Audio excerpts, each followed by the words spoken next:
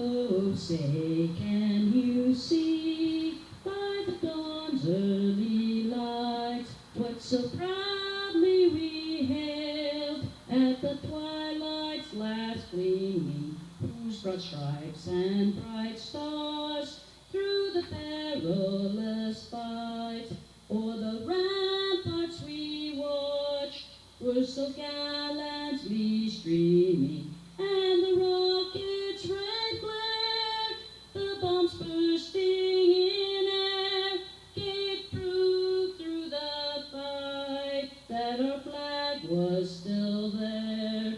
Oh, say does that star-spangled banner yet wave o'er the land of the free and the home of the brave?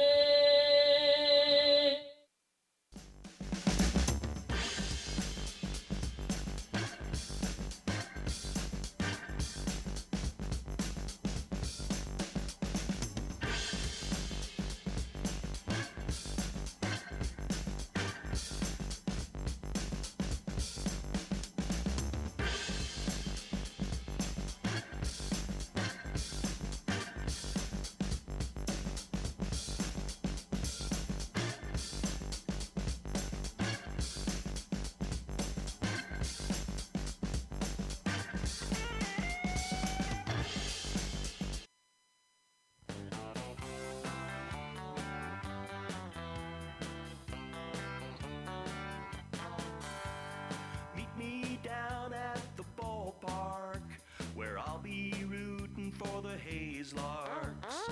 All of my friends are gonna be there too.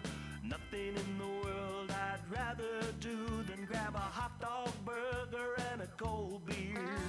You'll hear me yelling out a big cheer, 'cause whether they win or whether they lose, I'll be rooting for the Hayes Larks. Hayes Larks! I'll be rooting for the Hayes Larks. I can't wait to see a home run. I know for sure there's gonna be one. I'll call out the players by their first name. Sure am glad I made it to the game. Rain or shine, I'm gonna be there. If the stands are full, I'll bring a lawn chair. So join me down at the old ballpark. I'll be rooting for the Hayes Larks. Hayes Larks! So join me down at the old ballpark. I'll be rooting for the Hayes Larks. Hayes Larks!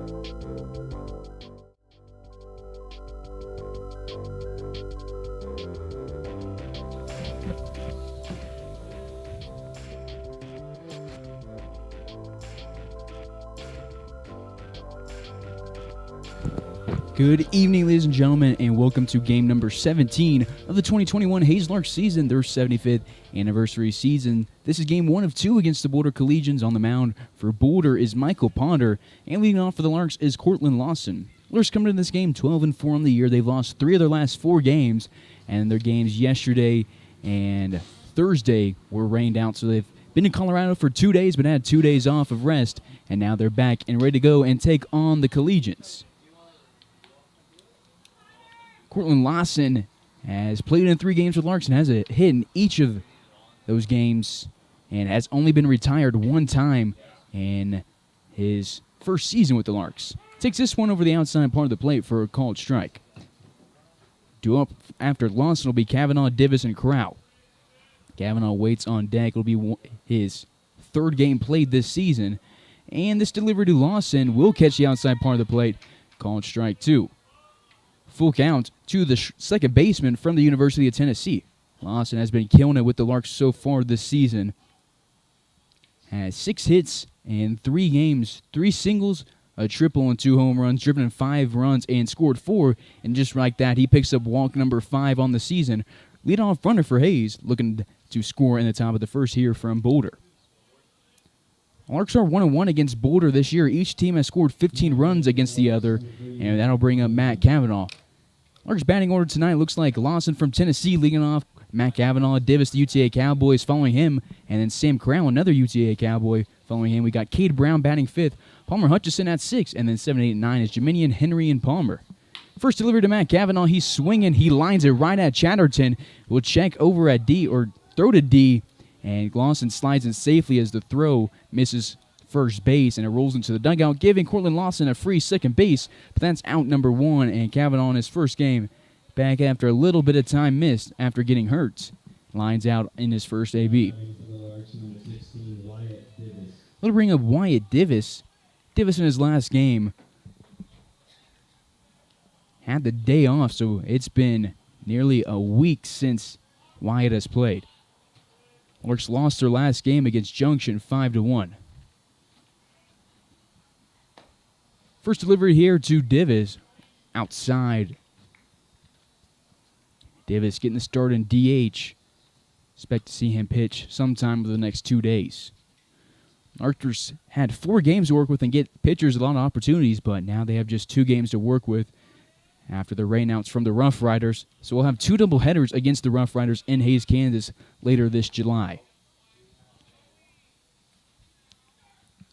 Sam Corral, his teammate at UT on deck. UTA Mavericks going 2, 3, and 4 in the order. Lawson at second with 1 away. Davis steps back into the left-hander's batter's box. Great night for baseball here in Boulder, Colorado. A beautiful night as the Larks look to pick up win number 13. Their first place in the Rocky Mountain Baseball League. This is a non-league game for them, but it'll be the 3rd time they played Boulder this year. Last year, in Game 1 against Boulder in Boulder, the Larks won 20-0. Cam Pearson, who's out of the order tonight, had 7 RBIs, 2 home runs, and a grand slam. Potter looks at second base and goes home to Divis and will miss above the letters.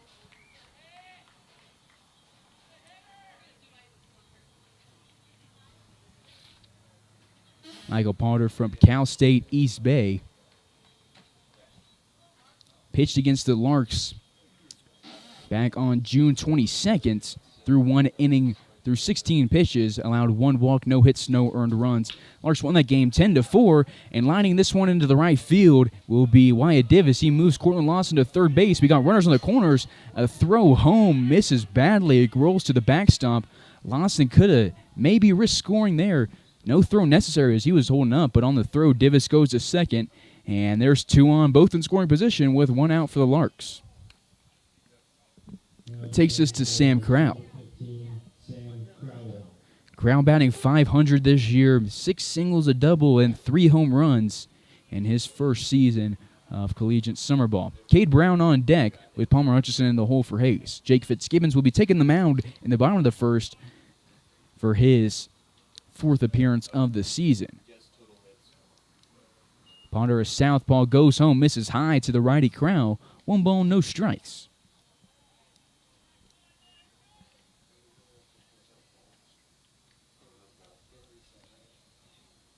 Lawson at third, Divis at second, and Potter, the tall southpaw, looks home. Larks off the season so hot, won their first 4 games pretty easily, dropped game number 5 against the Sox in a upset when the Sox walked them off. Then they won 7 straight. And in the past 4 games, the Larks have not looked like themselves, giving up a lot of walks, a lot of errors, and then have lost through the last 4. The last game that the Larks lost against Boulder was an 11-5 victory for the Collegians. It was tied in the 9th inning. We went to extras, and then 6 runs from Boulder, and 1 inning won them the game. Larks just fell apart. Divis didn't look like himself. Brown didn't look like himself, and they collapsed, and Boulder took out a dub and split the home series against the Larks. 2-1 goes home. This one misses low and inside to Crowell. 3-1 hitters count for the catcher from UTA. Larks' last game was June 28th. We're at July 3rd, and Sam Corral had that day off.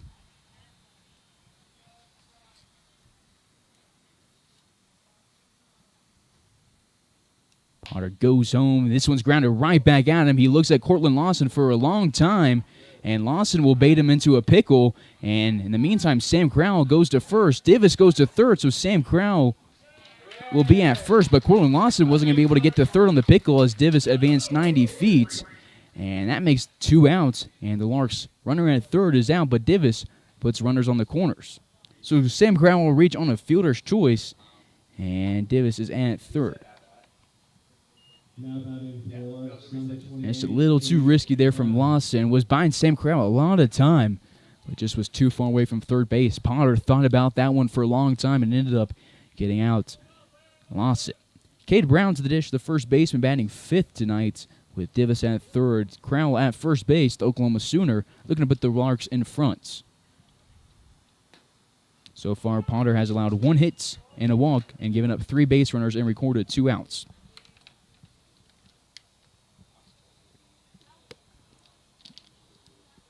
No balls and a strike here to Cade Brown. Runner takes off for second. It's Core Jackson running for Sam Crowell, and he picks up another stolen base on his season. And there's a 1-1 count to Cade Brown. For Core Jackson, that is his 9th stolen base this season in just as many attempts. And it's actually an 0-2 count. Core Jackson at second base leads the team in runs scored with 20. Looking to pick up 21 with a hit into the outfield from Brown. But Brown will have to protect the plate as he waits his 0-2 delivery. It misses outside. A close call, but he takes it 1-2. Due for the Collegians in the bottom of this inning will be Vogel, Miguel, and Ackerman taking on Jake Fitzgibbons. That'll be their first look at the southpaw from the University of Tennessee.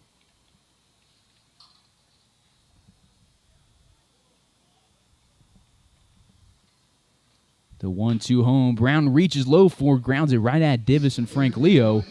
And he will stay alive. No scoreboard on the stream tonight with our internet issues out here in Colorado. So I'll do my best to keep you updated with that. 2 in scoring position, 2 outs. And Cade Brown has a 1-2 count. Top of the first, no score from Boulder.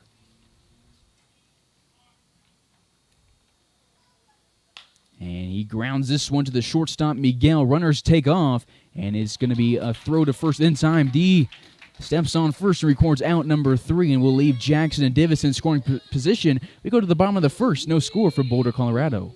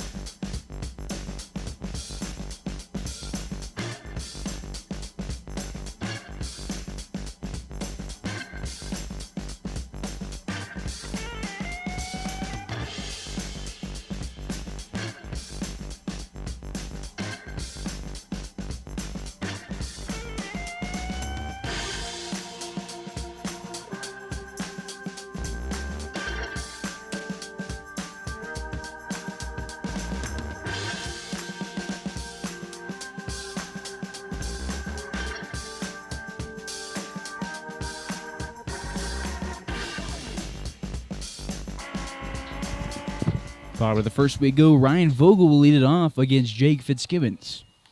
First delivery from the southpaw from Mount Juliet, Tennessee, misses outside.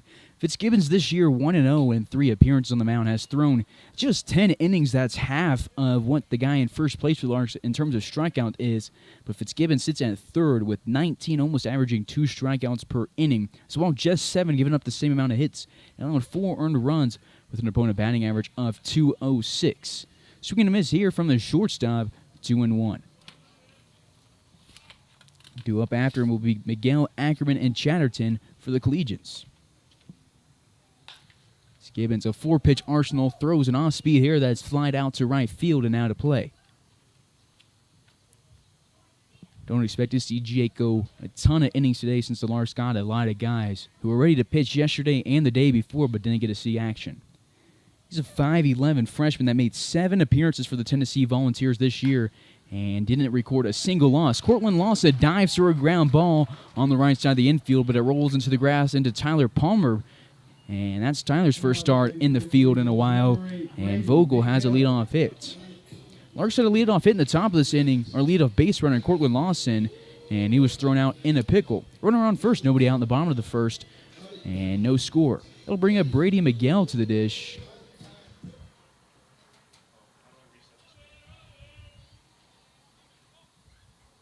Miguel went 0 for 3 in his first appearance against the Larks this season. Runner takes off for second, and the throw from Crowell is to the left of the bag and rolls into center field. Runner in scoring position with nobody out.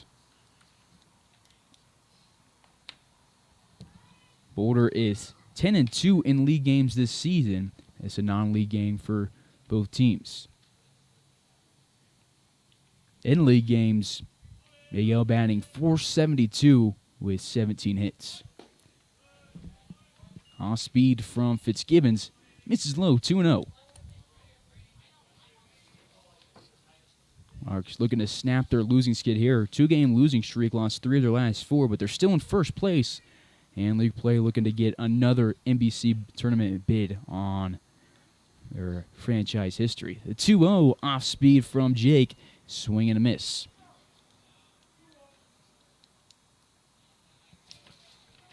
Larks brought 5 to the plate in the first inning, left 2 on a walk and a hit.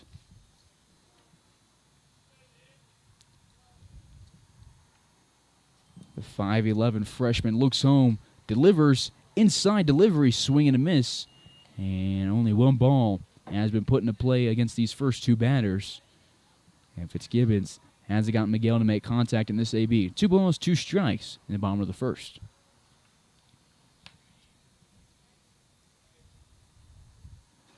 Fitzgibbons has some nasty off-speed pitches. That slider and curveball from him is gross. This one, a fastball misses low, and he has a full count against the shortstop.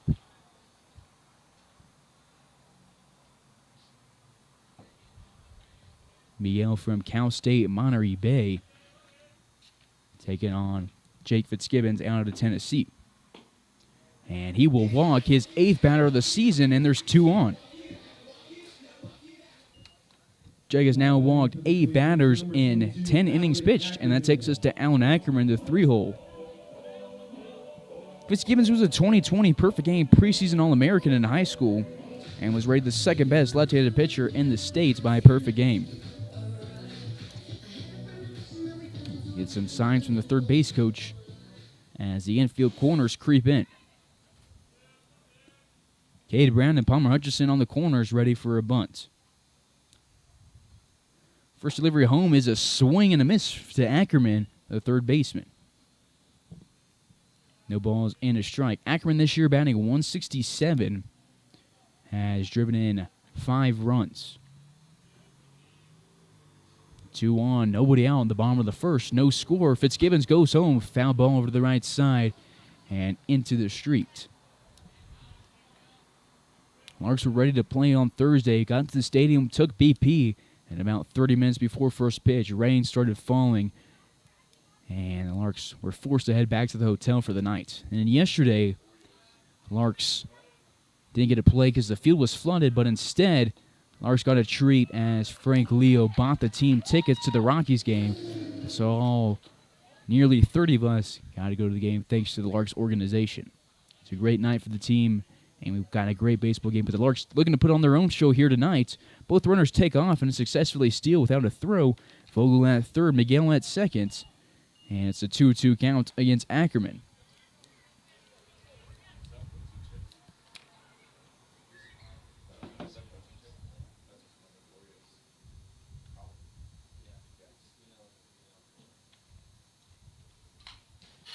Foul ball back to the backstop. We'll stay 2-2. On deck is Jackson Chatterton with John Gazdar in the hole for Boulder.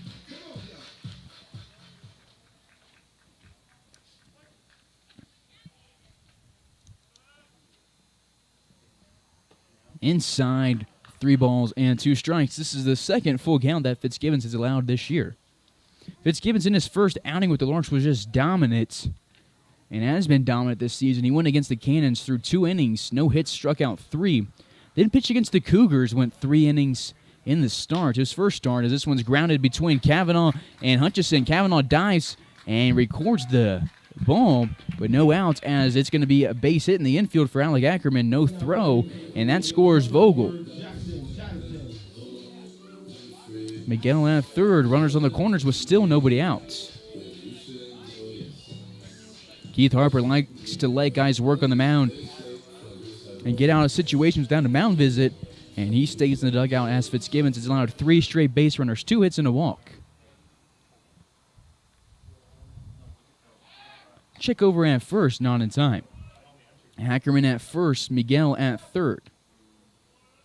For Vogel, that was run score number 16 this season, and another check over at first, not in time. And for Ackerman, he just picked up RBI number 6. 1-0 lead for Boulder here against the Larks. Fastball from Fitzgibbons, a nice pitch. Catches the outside corner, no balls and a strike. Jadson, the second baseman, into the box now. Out of Bradley University. D1 versus D1 right now, and we get a swing and a miss. No balls and 2 strikes.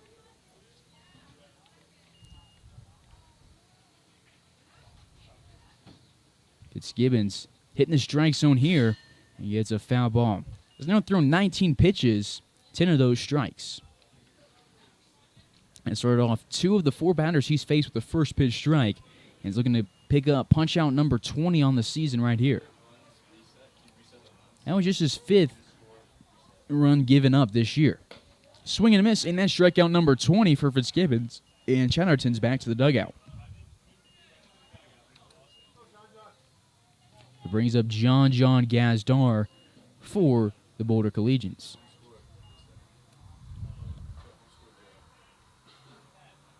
Jake Fitzgibbons is 3rd on the team in strikeouts, now breaking his tie with Hunter Parker. White Davis is in first with 30 through 25 and a third. Throw to second is going to be dropped by Lawson on the steal attempt from Ackerman, and coming home from third is Miguel. Now there's a runner at second and a 2-0 lead.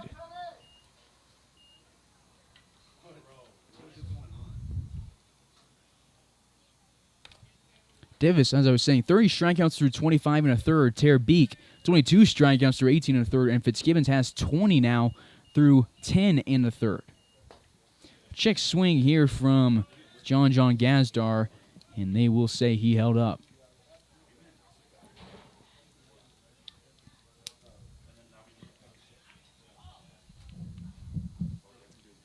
Fitzgibbons looks home, goes home. Delivery outside. 2-0 in the bottom of the first. 1 away, runner at second base.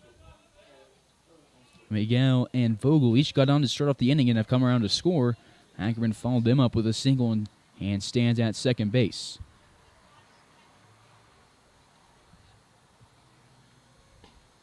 And another swing and a miss. 2 strikes on Gazdar, the DH. Gazdar out of San Jose State University.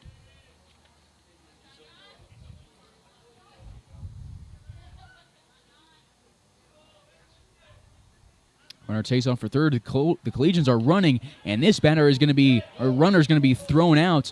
The throw to Hutchison was in time. It was a nifty swing or slide from Ackerman, but he does gets tagged down as he tried to avoid it, and that will end the bottom of the first. Collegians take a 2-0 lead as we move to the second.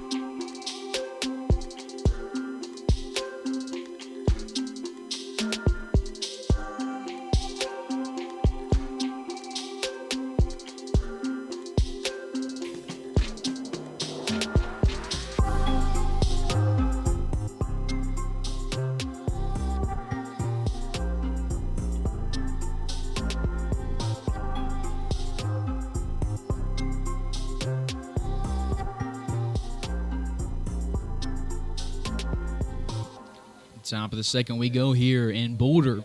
1-1 count to Palmer Hutchison after Fitzgibbons strikes out 2 in the first inning, gives up 2 runs.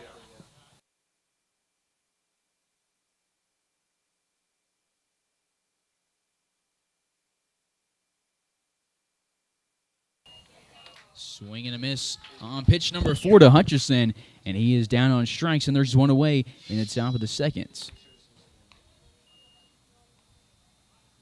Larks fans and Collegians fans, make sure to subscribe while you're watching the stream. It's free, but it helps us out a ton as we try to get to 1,000 subscribers so we can start streaming from our website due to YouTube's policy. It's free, doesn't cost you a thing, so tell a friend and hit that subscribe button. 1 away, base is empty. The first pitch to Leo Geminian. He sends on a hot bat to left field, and a speedy center fielder from France is at first base with 1 away in the top of the second. Zach Henry to the dish. The left fielder will step into the left-hander's batter's box. A lot of speed, and the Larks bottom third of the order. Geminian, Henry, and Palmer, arguably the 3 fastest guys in the Larks. Geminian, not as aggressive on the base paths as Henry is, but has been thrown out less. That's part of the game, but Henry does have more stolen bases. First delivery to the left fielder from UTA, misses outside and low, 1-0.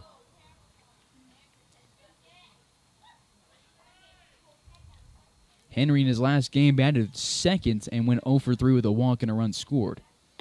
Geminian holds up at first as the 1-0 pitch catches the outside part of the plate. 1 ball and 1 strike. Last game for the Larks was on Monday. It was a 5-1 loss to Junction.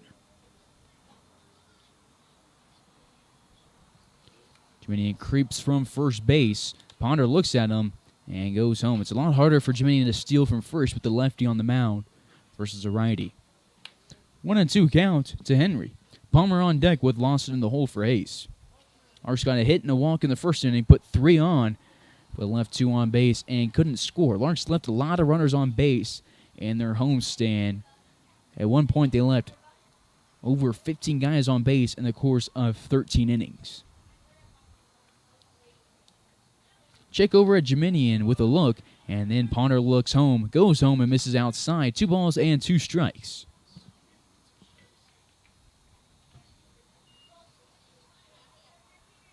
Each team with 2 hits, and each team with 1 walk. But Boulder was able to capitalize on their opportunities. Everybody was stealing for Boulder, and it paid off for them. Jeminian yet to steal. We'll see if he does on pitch number 5. He doesn't. And Henry sends it on a blooper to left field, but it's going to drop in foul territory off of the foul wall. It's 388 to straight center field here in Boulder, and 320 in the right field corner and in the other corner. So shallow ballpark in the thin Colorado air with not much wind. See if the Larks can take some out tonight. They've had a lot of home runs this year, and they have a total of 24. The leading hitter in terms of home runs for Hayes, Grant Schmidt. Now with the team, he has a quarter of the Larks' home runs. Jeminian will take off for second, and the throw misses outside. And Jeminian, with an awkward slide into second base, appears to be okay and gives a smile to his dugouts. So not sure what happened with Jeminian, but glad he's okay and shakes that one off.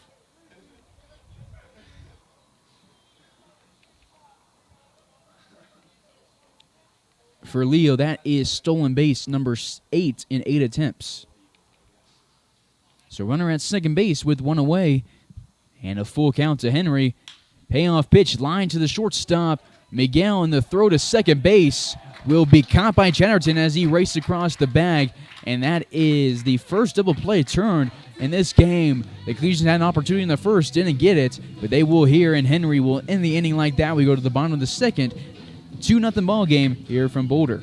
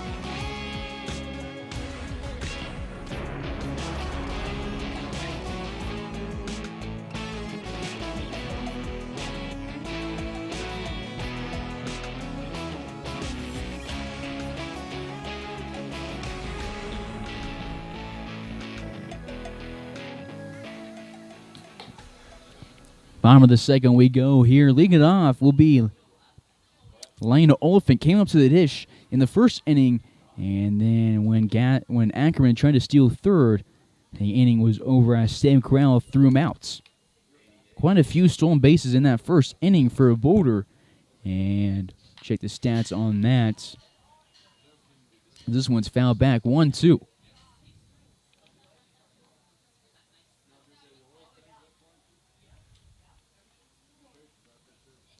For Sam Crow, after that one throw out, that was his 5th runner that he's caught stealing. And this one will hit Oliphant, and he goes to first base. Lead off base runner again for Boulder.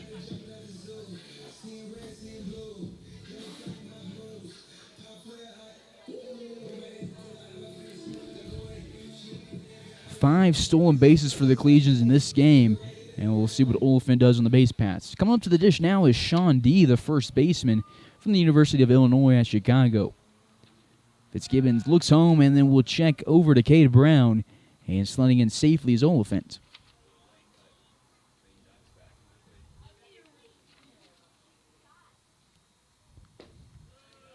First delivery home, misses low and outside. 1 ball and no strikes to D. Rucco on deck with up still in the hole for Boulder.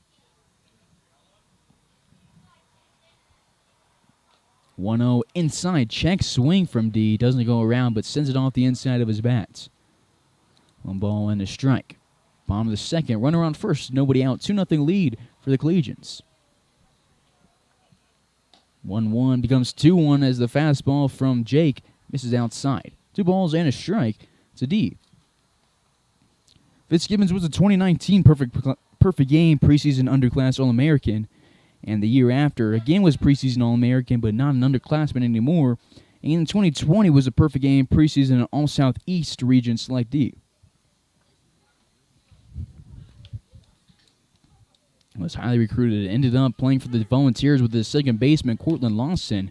And there's a 2-2 count as that one does catch the zone, and after this at-bat, we'll check how the Larks line up defensively. The 2's delivery grounded to Matt Cavanaugh. Great shortstop to a great second baseman. Could it be a 6-4-3 double play? And it is the first double play of the game and on the road. And this series for the Larks in the second inning and clear the base paths. And after that great defensive play, let's check out how the Larks line up defensively. So in the outfield, we got the UTA Mavericks, Zach Henry in left, Leo Jiminian in center, and Tyler Palmer getting his first start defensively in a while in right field. Palmer Hutchison man the hot corner. We got Cavanaugh, another UTA Maverick at shortstop. Lawson out of the University of Tennessee at second, and Cade Brown at first. And Sam Krell is tonight's backstop with Fitzgibbons on the mound. That's how the Larks line up for game 1 of 2 against the Boulder Collegians. First pitch here at home to A.J. Rucco, son of head coach Tony Rucco for the Collegians, will be fouled back. Bases empty, 2 away, 0-1 count. Pitch number 2 is swung on and missed. Fitzgibbon has struck out 2 in this game so far, looking for number 3 right here. Sits up on the far third base side of the rubber, goes home off speed high and inside, 1 ball and 2 strikes to the right fielder. Rucco from Cal State East Bay for the Collegians. This one goes outside, but chasing it is Rucco, and Fitzgibbons picks up strikeout number 3 on the day and number 22 in the season through 12 innings, and we will go to the third inning. Hayes down by 2, looking to rally against the Collegians.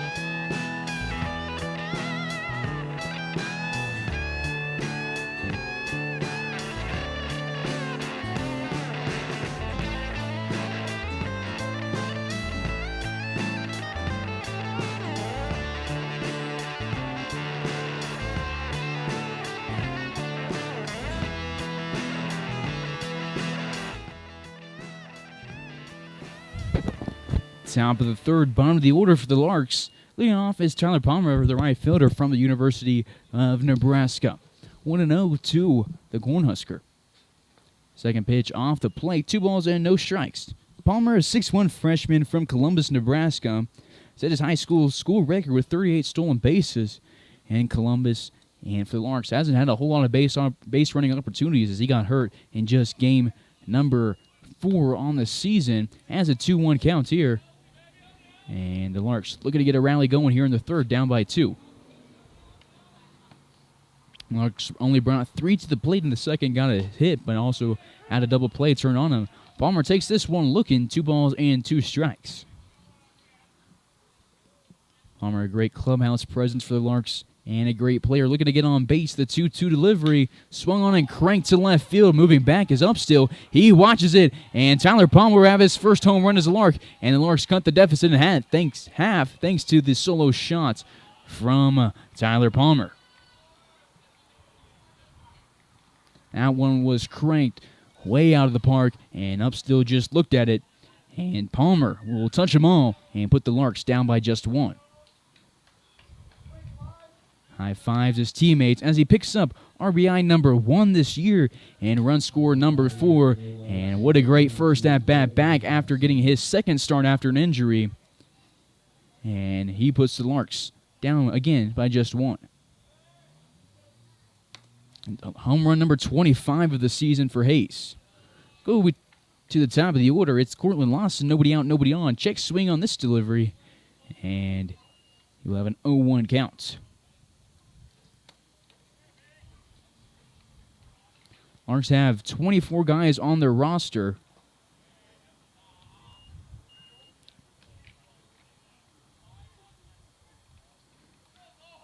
I guess 24 guys on the roster. Some of those guys are pitchers only, and 13 of those guys have home runs. So over half the Larks roster have home runs, and some of them don't even have an at-bat yet. So this team has just been cranking balls, and it's not easy to hit home runs at Larks Park unless you're hitting them to the corner, and even then it's not easy. Deep center field, over 400 feet. Here it's a little bit shallower, and Tyler Palmer cranks it to left field. This delivery on speed way high and outside. 2 balls and 2 strikes to Lawson, who had 2 home runs in his first game as a Lark, one of them a grand slam, and brought the Larks ground to their feet in his first start as a Lark. Has driven in 5 runs, scored 4 himself, swings and misses at this one, and he will be down on strikes for just the 3rd time this season.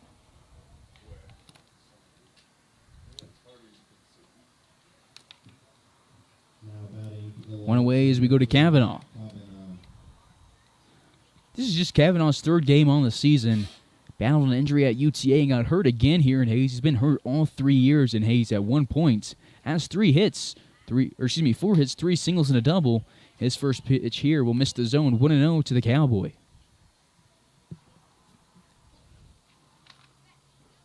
Kavanaugh, 5'11" junior for UTA. Rounds this one to Ackerman at the hot corner. He was playing in, mishandles it, but does fire to first base in time for the second straight out. Now batting for the Larks, number 16, Wyatt Divis. Wyatt Divis to dish now. He is 1 for 1 today with a single. Got all the way to third base, but was stranded there after a ground out to Miguel ended the top of the first. Larks went silent in the first 2 innings and have 1 run thanks to Tyler Palmer here in the 3rd inning.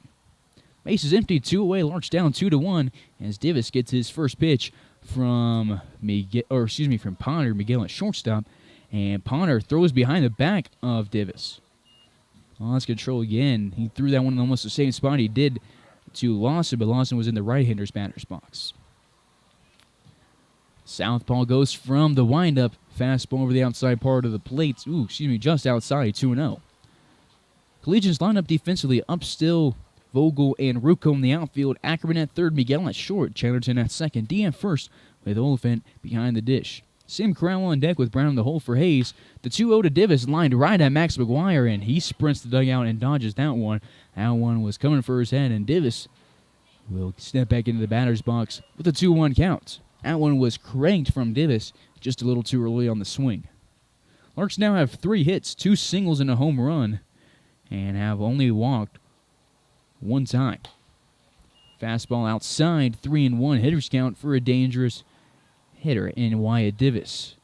Divis this year batting .465, has on-base percentage above .500, has an OPS of 1.29. And he will walk on 5 pitches. Last year he led the team in walks.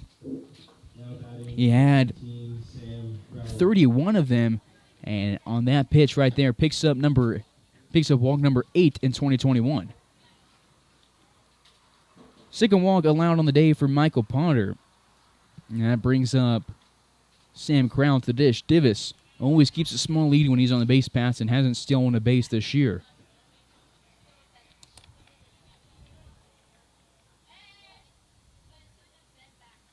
Crowland A 0 for 0, reached on a fielder's choice, and this first pitch almost hit some runs inside 1-0.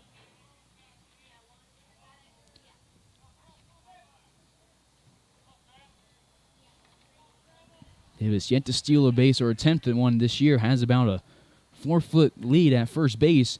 Crown thinks about turning on an off speed and watches it miss outside. And that one was in favor of the Larks, but the strike zone a little inconsistent from the home plate umpires. Seeing some pitches in that one get called strikes, but we'll take it, and it's a 2-0 count to Crown. A little early on the swing, and he grounds this one into the Collegians dugout. Larks will be back against the Collegians tomorrow. First pitch at 5 p.m. Mountain Time, 6 p.m. Central Time for Game 2 of 2.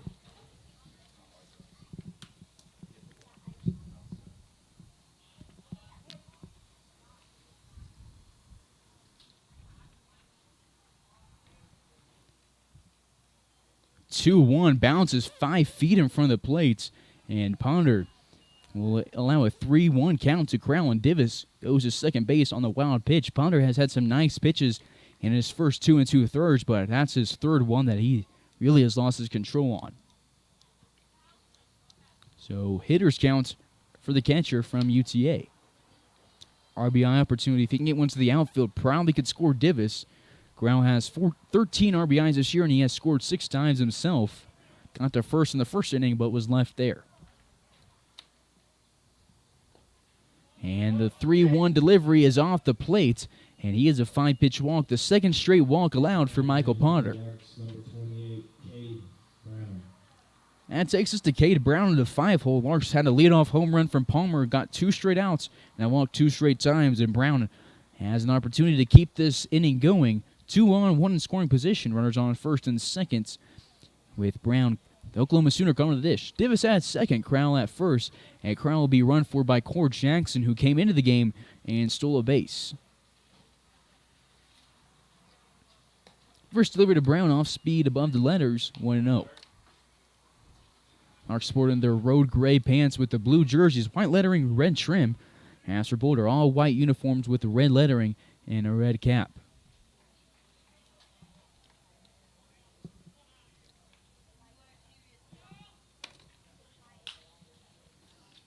1-0 to Brown, and he flies this one down the right field line and out of play.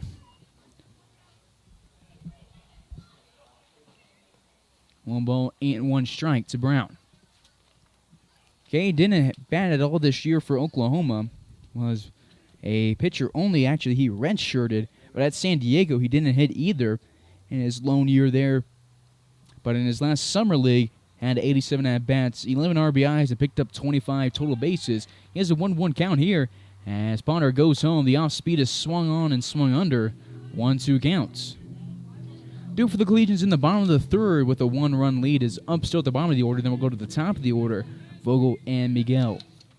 And likely see Fitzgibbons take the mound for his third inning.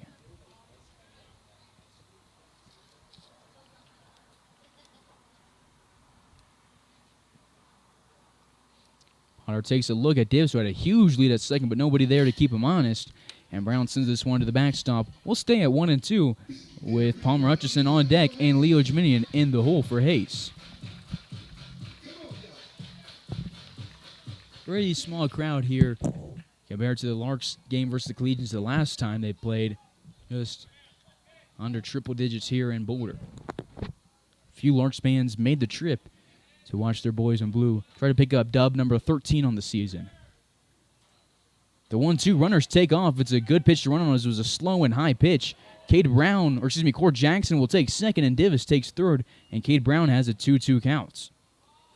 Divis had a huge lead at third, and at second. Normally when there's 2 on and they steal, you go to third since that's the shorter throw for the catcher, but since you had that, it was about over a third of the way down to third, nearly halfway before he took off.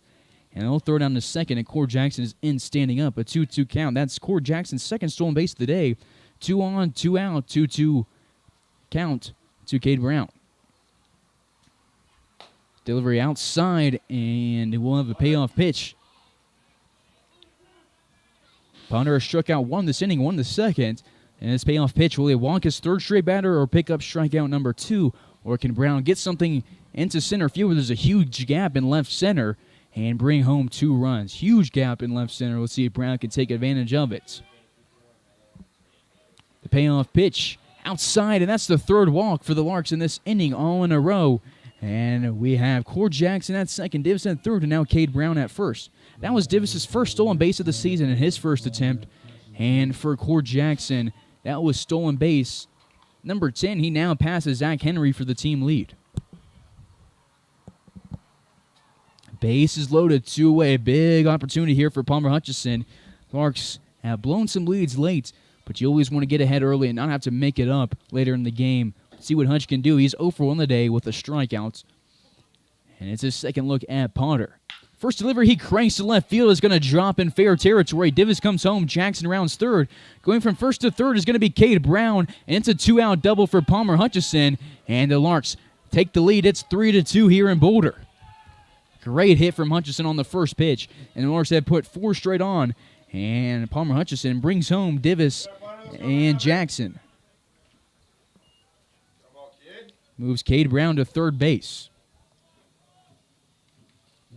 Palmer gets some encouragement from his dugout as he picked up RBIs number 11 and 12 right there. And Cord Jackson picks up his team leading 21st run scored. And for Wyatt Divis, that was run scored number 14. Works up 3-2 here in Boulder. And they're seeing the ball well for Potter in the last 4 at-bats, especially in this inning as Palmer led it off with a home run. We go to Leo Jeminian, who had the Larks' second hit of the game back in the second inning. His first pitch, he swings an off-speed, drops his front hand, and it will not make contact with his bat. No balls and a strike to the center fielder headed to Eastern Tennessee State University. Hitter number 8 of the third inning for the Larks as we have Zach Henry on deck with Tyler Palmer in the hole. Potter goes home. The 0-1 delivery off speed, high and outside. 1 ball and a strike.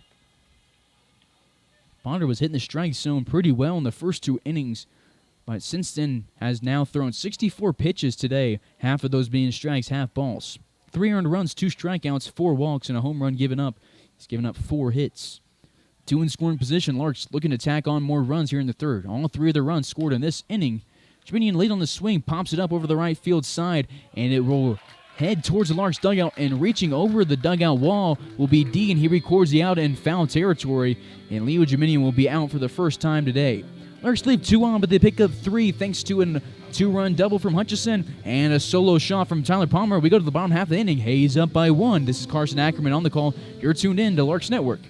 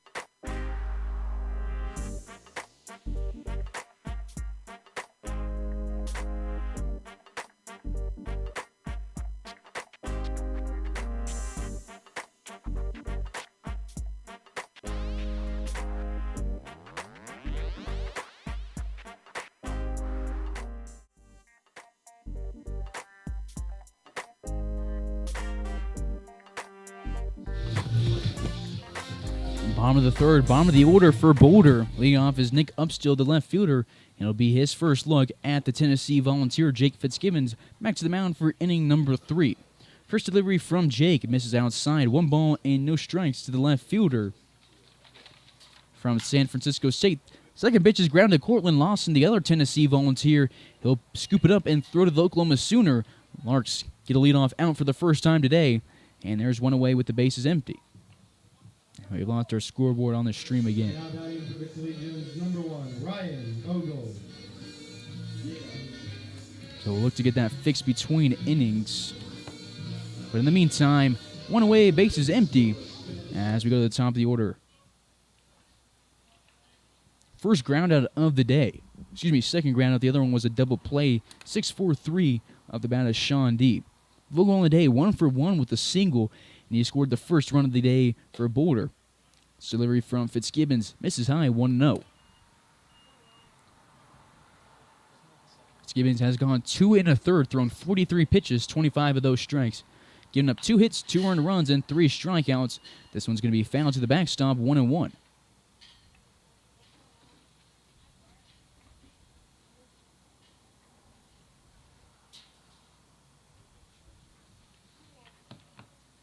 Stepping back into the right-hander's batter's box with the 2-1 count is Vogel, the center fielder. Has a 3-1 count now. Vogel from Bradley University. His second look at the Larks in this game. The hitter's count delivery will miss the inside corner, and Jake Fitzgibbons will walk his second batter of the day. The third one he's put on with a missed pitch. Hit one batter in the second and walked a runner in the first and walks one here in the third. He struck out 3, and that is walk number 9 given up for the Southpaw this season.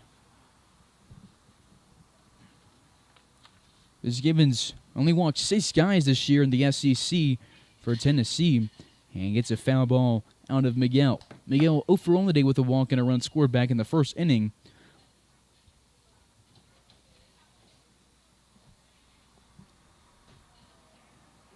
Vogel at first base with 1 away. Moved around out there. Cade Brown on the bag to keep him honest. Kavanaugh and Lawson getting close to second base as this one's going to be checked over at first. And it rolls to the foul wall and out of play.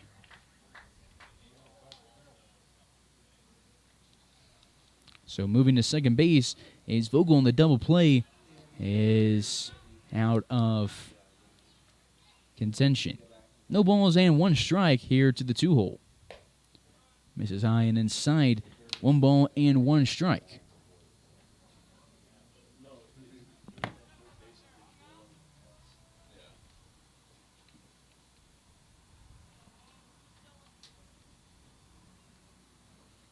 Gibbons looks at the runner at second, goes home. Off speed, misses high and inside. 2 balls and a strike. Dupe in the 4th inning for Hayes will be Henry, Palmer, and Lawson, as they picked up all 3 runs in the 3rd inning, bringing 8 hitters to the plate, leaving 2 on. Picked up 3 walks and just 1 hit. 2 hits, actually. 1 from Hutchison and 1 from Palmer. This one's going to be fly to left field. Zach Henry runs in and records out number 2. Larks have 4 hits. Boulder has 2. And we've seen only a few errors in this game, and they were both on pickoff attempts. So Miguel is now 0 for 1 on the day, and we go to Alec Ackerman. 1 for 1 on the day with a single was thrown out by Sam Crowell, trying to take third back in the 1st inning.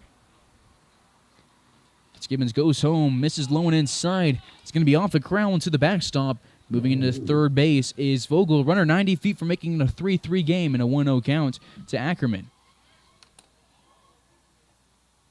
Moving along here, the first 3 innings taking about an hour here in Boulder.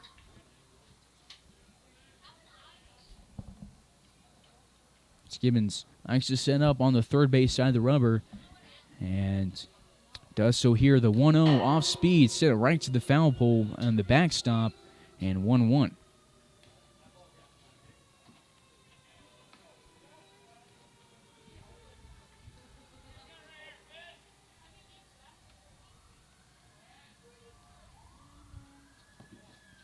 And time has come before Fitzgibbons can throw his 3rd pitch.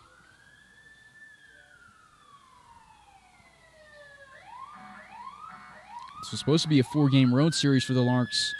And after 2 rainouts, it's just going to be a 2-game road series. And the Larks will be home for 14. Well, it's supposed to be 14 straight games. Now it's going to be 16 straight games with 2 doubleheaders against the Rough Riders. 2-2 count.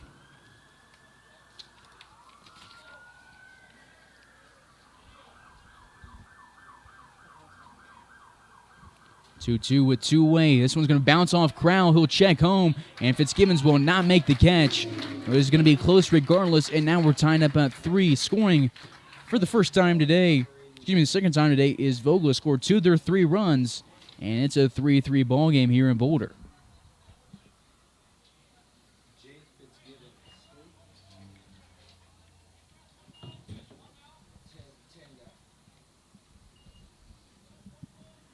Fitzgibbons only gave up 8 earned runs at Tennessee this year, and now has given up 7 for the Larks. Shakes off his first sign from Crowell, or his 5th sign, and this one's going to be found out of play to Ackerman. And we'll stay with a full count and get a payoff pitch again. Base is empty, 2 away, 3-3 ball game.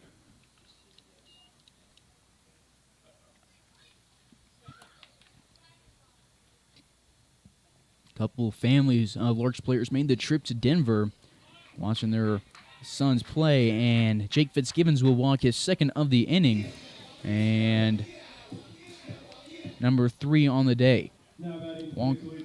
Giving up number 10.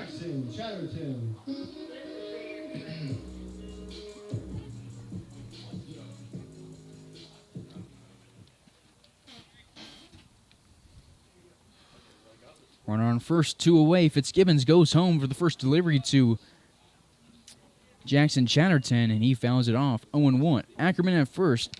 Second time he's been aboard today. Has a lone RBI of the day for Boulder.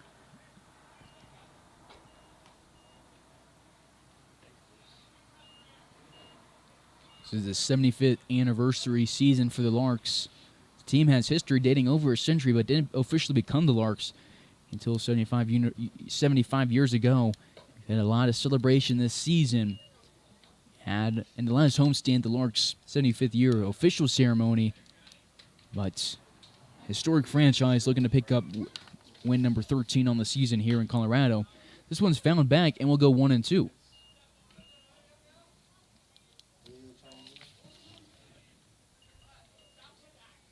Larks will bat around for the second time in the 4th inning. And this one will miss the zone, and Crowell looks back Ackerman to first. 2 balls, 2 strikes, 2 away in the bottom of the 3rd in a 3-3 game.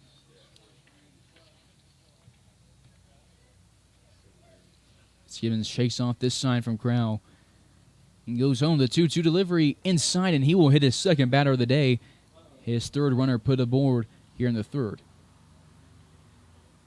Not sure if Fitzgibbons thought had hit the batter. And not sure Crown did either, or they thought he walked into it. Either way, Frank Leo's going to come out of the dugout and contest it. He was jumping out of the way. Dude, you hit him in the knee. Like, he's jumping out of the way. Hit him in the knee. So runners on first and second with 2 away.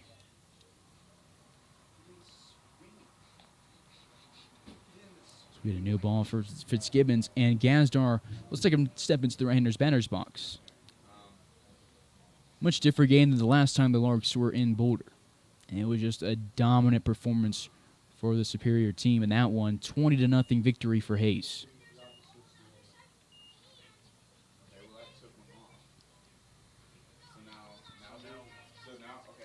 So Crowell shares a laugh with the home plate umpire, and we'll go here to John Gazdar.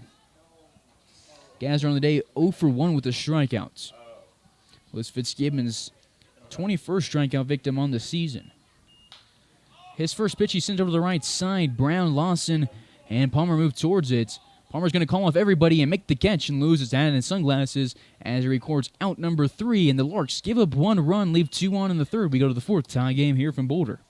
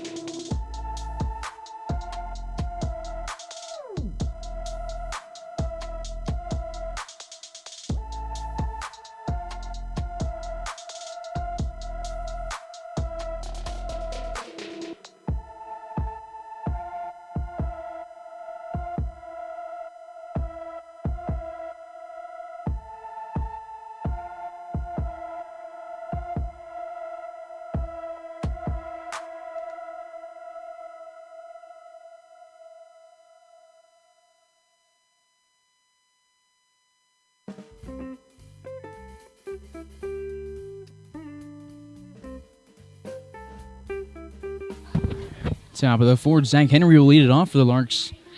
His first pitch from Potter will miss outside 1-0. Henry on the day 0 for 1 with a double play. This one will miss just above his helmet. Potter struggling with control, has thrown under 50% strikes in this game. 2-0 to Henry. If that had hit Henry, would have been the third time he's been plunked this season. As 11 hits, looking for number 12 here. This one inside, 3-0 count to Zach Henry.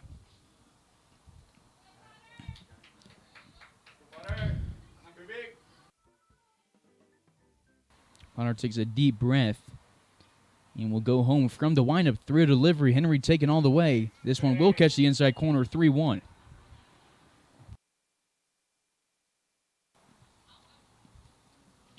On deck is Tyler Palmer with Lawson in the hole for Hayes.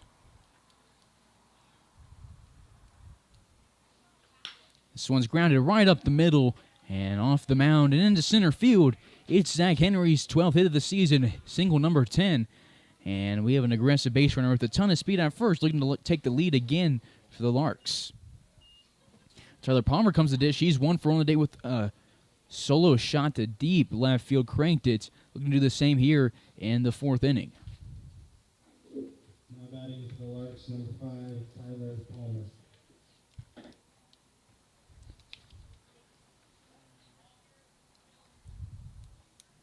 First delivery, Tyler Palmer outside 1-0. And I spent a lot of time with Palmer over this weekend. I know he's ready to get back in the batter's box, and in his first at-bat back in the starting lineup defensively, cranks a home run. So we're glad to have him back, and he has a 1-1 count, fouling this one back. Henry on the base passes, stolen bases 9 times this year, been caught 3 times. It's the most caught stealing this year. Has the second most stolen bases.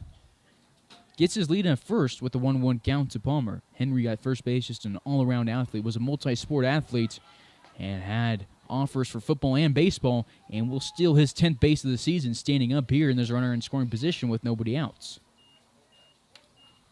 1-2 count to Tyler Palmer.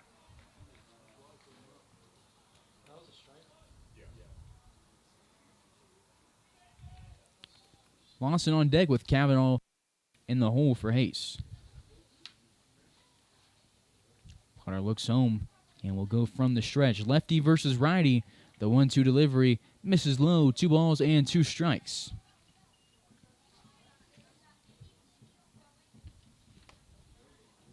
Palmer redshirted this last year at Nebraska. Was highly recruited out of high school. Had a perfect game grade of 9. Was the 2nd overall outfielder in the state of Nebraska. The 2-2 delivery to number 5 swung on and fouled back to the backstop, and will stay at 2-2 and get a 6th pitch in this AB. Hayes has 5 hits versus Boulder's 2, but it's been the base running for Boulder that's been the difference maker and made it a tie game. Stole 5 bases in the first inning, and part of that 2-run inning for the Collegians. Potter looks home, gets set, and will go from the stretch for pitch number 6 of the AB. Henry takes off. The throw home is inside, and Henry is now 11 for 14 on the base pass this season, and he is now tied with Cord Jackson for the team lead in stolen bases. Runner at third with nobody out. Good pitch to run on, as it took Oliphant a while to grip the ball. The payoff pitch to Tyler Palmer above the letters, and he's aboard. And the Larks have 2 fast runners on the base paths, runners at the corner with nobody out. And we go to the top of the order, Cortland Lawson. Henry at third, Palmer at first. And we'll have a mound visit and be right back after the break.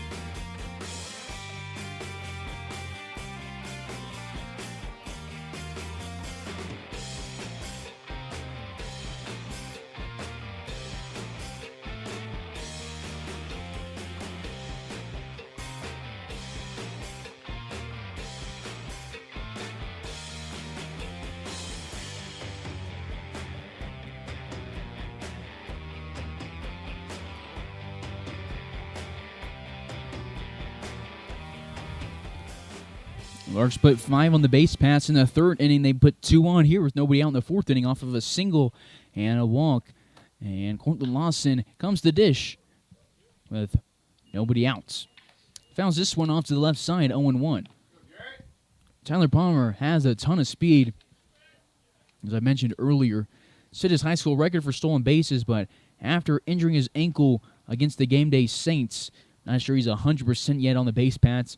Will probably be pretty conservative in this inning. Lawson early on this one. New pitcher into the game for the Boulder Collegians is Garrett Jensen. This is his second outing against the Larks this year. He's from San Francisco State University. Through 2 1/3 innings against the Larks in Hays, Kansas, and a 10-4 win for Hays.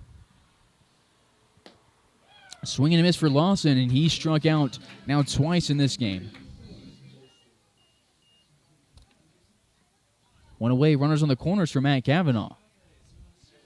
And that outing for Jensen went 2 1/3, gave up 4 hits, 1 earned runs, 2 runs scored on him, struck out 1, no walks, and the Hays Larks won that game 10-4. They scored 3 in the second and the third, and then 2 in the fifth and the seventh. Boulder got all 4 of their runs in the sixth inning.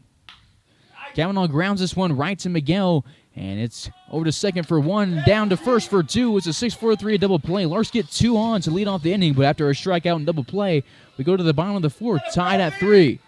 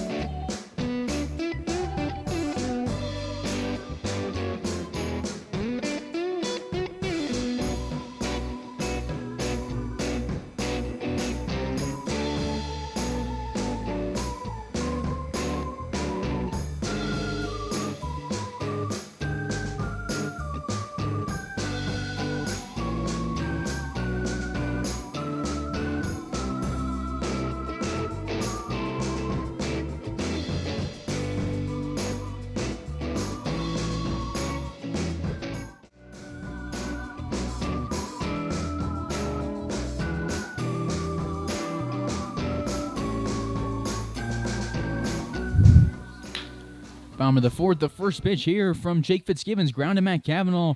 It's a 6-3 ground out for Lane Oliphant. 0-4 on the day now. And the Larks get their second straight leadoff out. Number 6, Sean D. One away, base is empty in a 3-3 ball game here in Boulder, Colorado.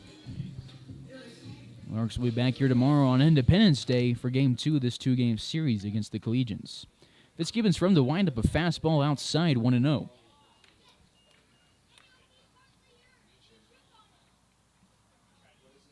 Fitzgibbons doesn't waste time here. Another fastball, this one down the pipe, and it's fouled off, 1-1.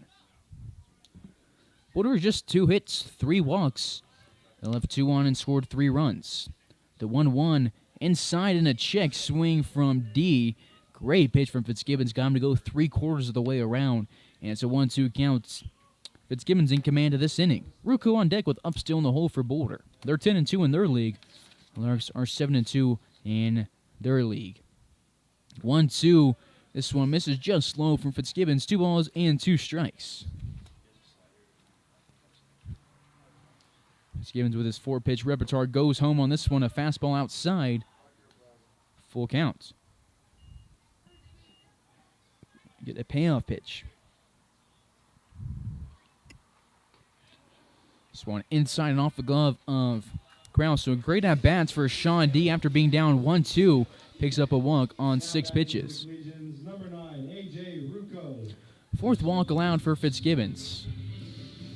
I don't know how much of Fitzgibbons in today. Those walks were him getting ready to go for Friday, getting warmed up, and then when you're getting ready to go and you're pulled right before the game because of a rain delay and a rain out, and then don't get to play again on the next day, you might be throwing a little different. But he's a stud on the mound and has pitched well through his first 3 2/3, but has given up 4 walks. This one's going to be a fly ball. Leo Jiminian will record out number 2 in center field, and there's a runner at first with 2 away in the bottom of the 4th.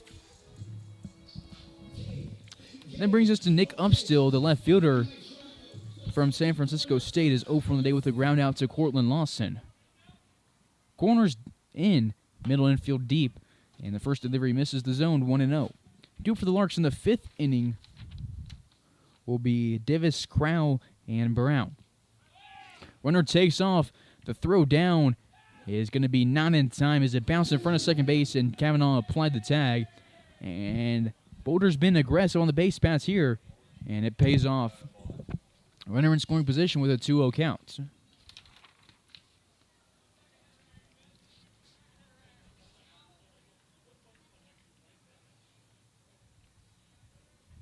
Swing and a miss on pitch number 3. 2 balls and a strike.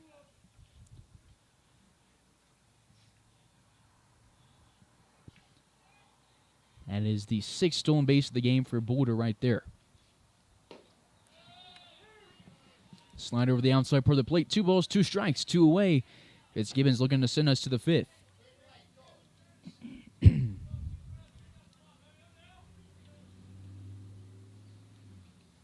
Kraus sets up outside the 2-2, goes outside and misses just outside. And that's the second full count of the inning. The other guy who had a full count was D, and he's at second base. Payoff pitch. Off speed, hangs up at the letters, and is fouled off. So we'll get a second payoff pitch and a 7-pitch at bat.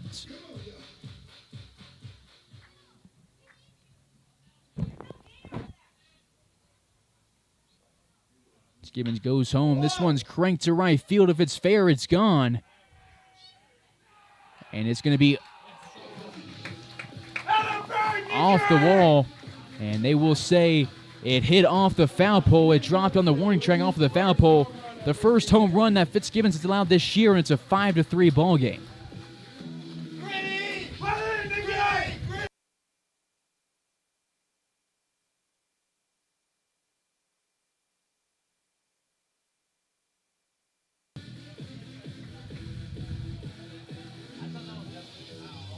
Now it's a 5-3 ball game. Upstill's first home run of the season brings home D, and Collegians now up by 2. They've scored in each of,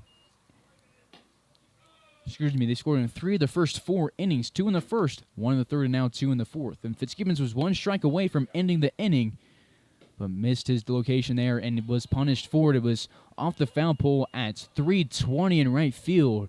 Shallow outfield. I think would have been gone even at Larks Park. The 1-1 swung on a miss, and it's a 1-2 count.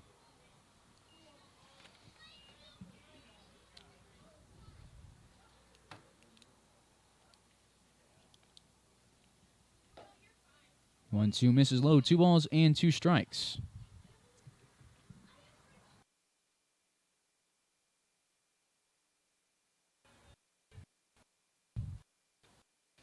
The 2-2 delivery swung on and fouled back.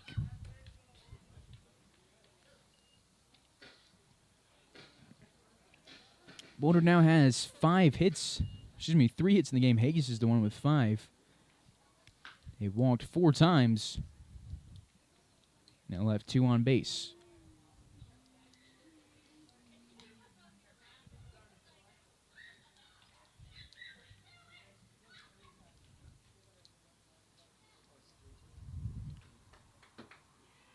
Full count again. Fitzgibbons will go from the windup for the payoff pitch. above the letters, and that's his second walk of the inning. And not once did the Larks come out for a mound visit. Batting for the Collegians, number 8, Brady Miguel. Jose Velasquez is on the right field line, using some cables to get stretched down. We'll see when the Larks want to go to the bullpen, and Sam Krau's going to go have a chat with Fitzgibbons. And Harp's going to come out of the dugout, and we'll take a quick pause.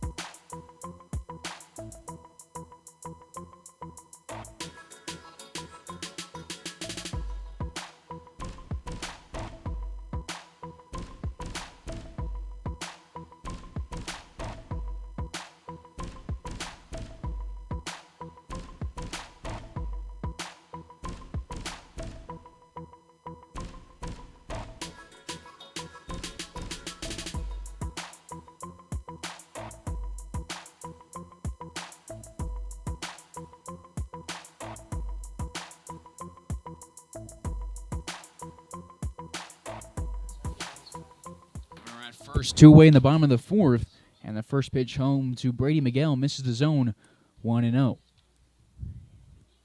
Miguel on the day 0 for 1 with a fly out and a walk.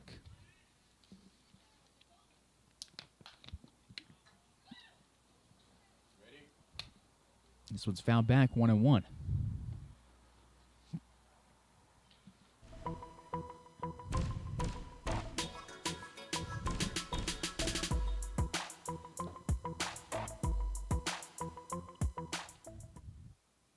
The 1-1 catches the outside plate. 1 ball and 2 strikes. Fitzgibbons has been 1 strike away from ending the inning a few times. Can he do it on this 4th pitch to Miguel? Batter number 6 of the inning for Boulder. Slider, a nice one, but misses inside. 2 balls and 2 strikes. A lot of movement on that pitch.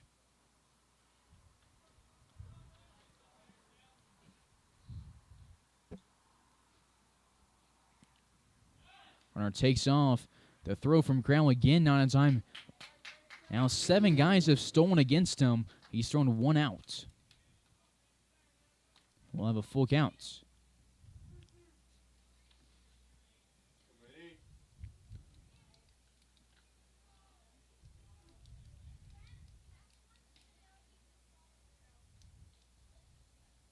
Payoff pitch, swung on and fouled off.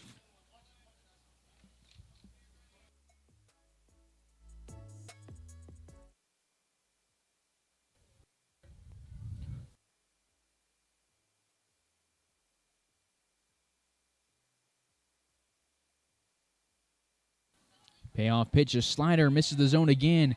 And Fitzgibbons unhappy with the call. We'll check over at first. Or they will call it a drop third strike.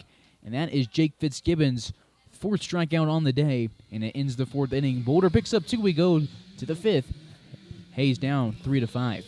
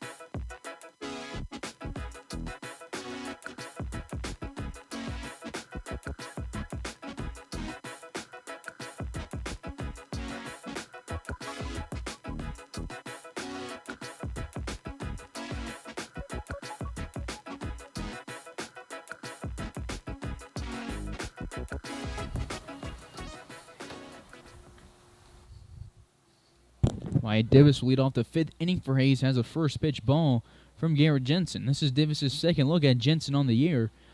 And his second pitch, off speed in the zone, called strike one.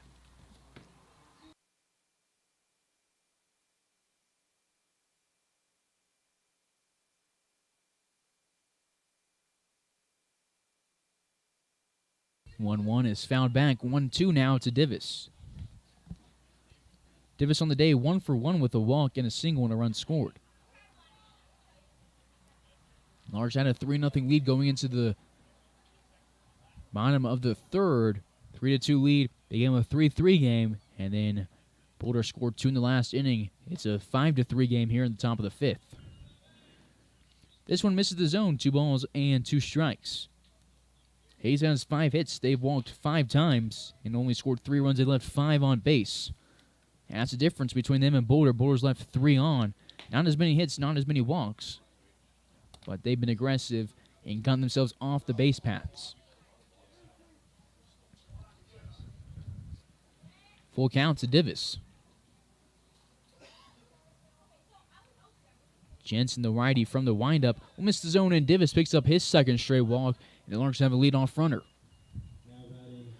Davis at first, stole his first base on the season back in the 3rd inning. Takes us to Sam Corral. Runner at first, nobody out in the top of the 5th. Hayes down by 2. Corral on the day 0 for 1 with a fielder's choice and a walk. Been aboard 2 times and scored 1 run. It was Cord Jackson running for him. First delivery to Corral, catches the plate. He's unhappy with the call and is down the count 0-1. Checks the zone with the umpire and will get back into the right-hander's batter's box.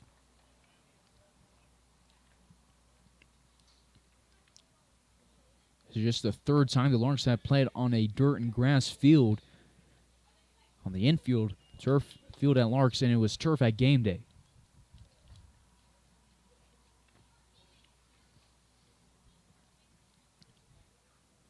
The 1-1, high and outside, 2-1.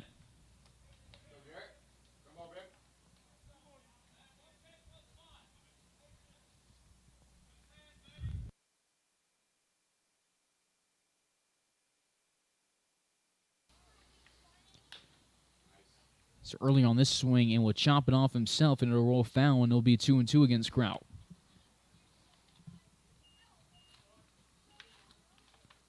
Sam, a 6'1 freshman from UTA, played in 4 games for the Mavericks in the Sun Belt Conference this year. Picked up 4 hits, had an OPS of .542, 3 runs driven in, and 1 run scored for the freshman out of Heath, Texas. Davis creeps down first base. This one's grounded down the first base line, but just found. Would have been extra bases and maybe an RBI. Jose Velasquez in the bullpen for Hayes. So we'll go 2-2. Again.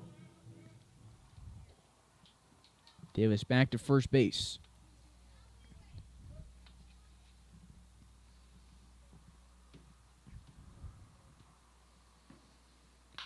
This one's grounded up the middle. Started a dive was Miguel, but that'll be the second straight base runner for Hayes. And the second hit in the past 2 innings. Hit number 6 on the day. And Crown now reaching on a fielder's choice of walk and a single. 2 on, 1 out, or nobody out here in the top of the 5th. Davis at second, and now Cord Jackson at first. Cade Brown's the dish. Cade's 0 for 1 the day with a walk and a ground out. The 3-run from the Larks this game. Davis, Jackson, and Palmer have each scored 1. Palmer drove in 1, and Palmer Hutchison drove in 2. Cade Brown swings at this one and fouls it back 0-1.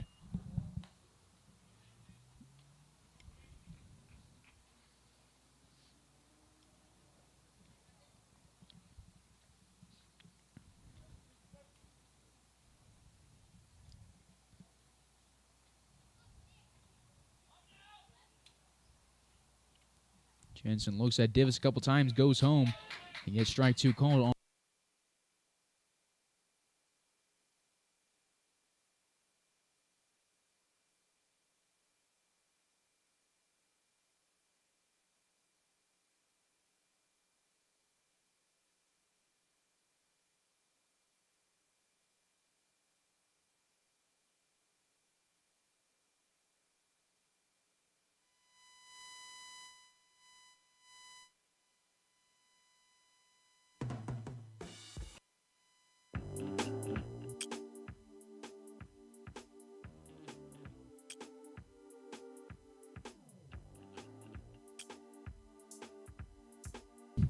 0-2 to Cade Brown after the foul ball. And takes this one low and outside 1-2. On deck is Palmer Hutchison with Leo Jeminian in the hole.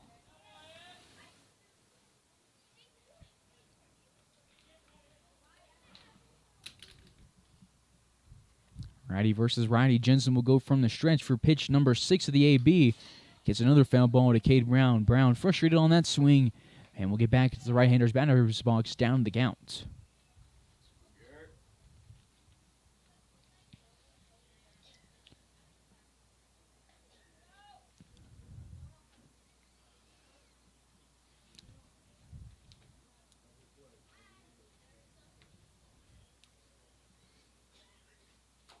One, two, misses low. 2 balls and 2 strikes now to Brown.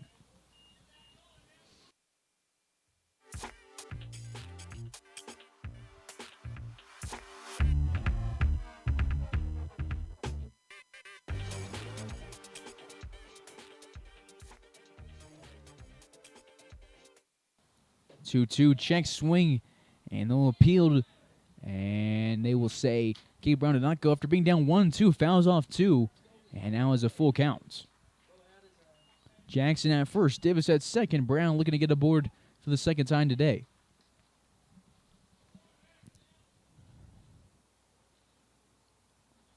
Jensen looks home. We'll get a payoff pitch here to Cade Brown. The pitch home. Off speed, off the plate, and Brown picks up his second walk. A great at-bat for the Sooner, and that's the second walk of the inning, and the bases are loaded with nobody out. Larks have been not great at capitalizing on these opportunities in their past 4 games, but were great earlier in the season, and again, it begs the question, what can they do here? Palmer Hutchison had the bases loaded in his last at-bat and doubled 2 home. And after that, Leo Jeminian, with 2 in scoring position, popped out in foul territory. Brown at first, Jackson at second, Davis at third. This one will be a called strike to Hutch. Hutch on the day, 1 for 2 with a strikeout and a double.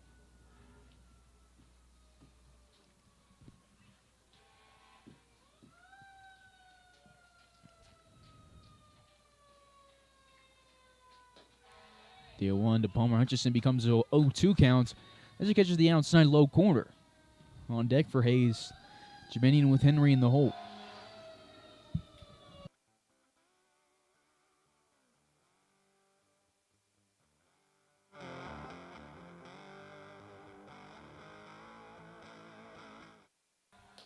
And Hutchison will be struck out on 3 pitches. And there's now 1 away in a double play opportunity. Now batting for the Larks, number 8, Leo Jeminian. Jeminian to the dish now. He's 1 for 2 today with a single and a pop-out. We can pick up his second hit and pick up 2 RBIs. Anything into the outfield can score Jackson with his speed.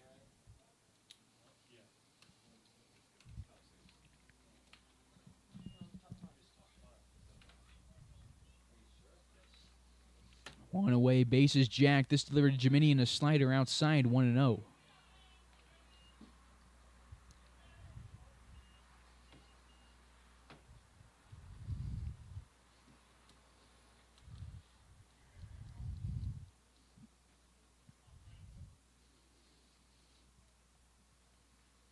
The 1-0 home swung on a miss, and it's a 1-1 count now to Jeminian.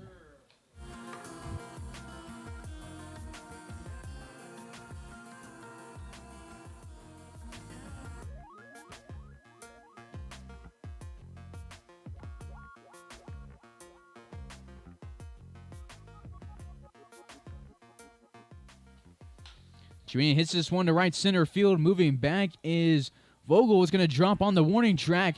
It could score 2. They're going to send Jackson home from second. The throw is going to be cut off by Chatterton. And the throw is going to be in time. And Jackson upset. And we're going to have a fight break out between Zach Henry and the catcher as there is immediate. And we got punches thrown. And this is a disaster here. Zach Henry going to be taken apart by the coaching staff. Jackson should have slid. You got to know the rules. And we got a parents yelling at Zach Henry here at the crowd. And Core Jackson should have slid, but I understand where Oliphant's coming from with the push and frustrations here. We got fans yelling, players fighting, and we'll let this one settle down. We'll check on the catcher, Oliphant.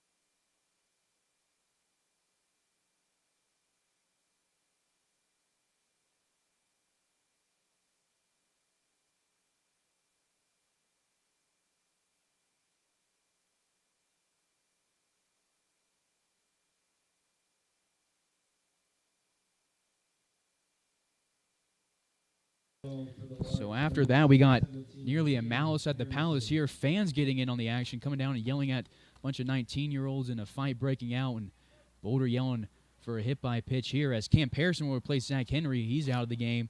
Leo Jiminian singles in a run. Divis scores his second of the game, and it's a 4-5 ball game. First pitch right down the middle, a called strike on Pearson. Cade Brown at second, Leo Jiminian at first. Just a mess here. A lot of tensions. We've seen tensions rise this summer. That one, both teams were ready to go. 0-1, check swing from Pearson. The Fort Hays commit. It's an 0-2. Not sure.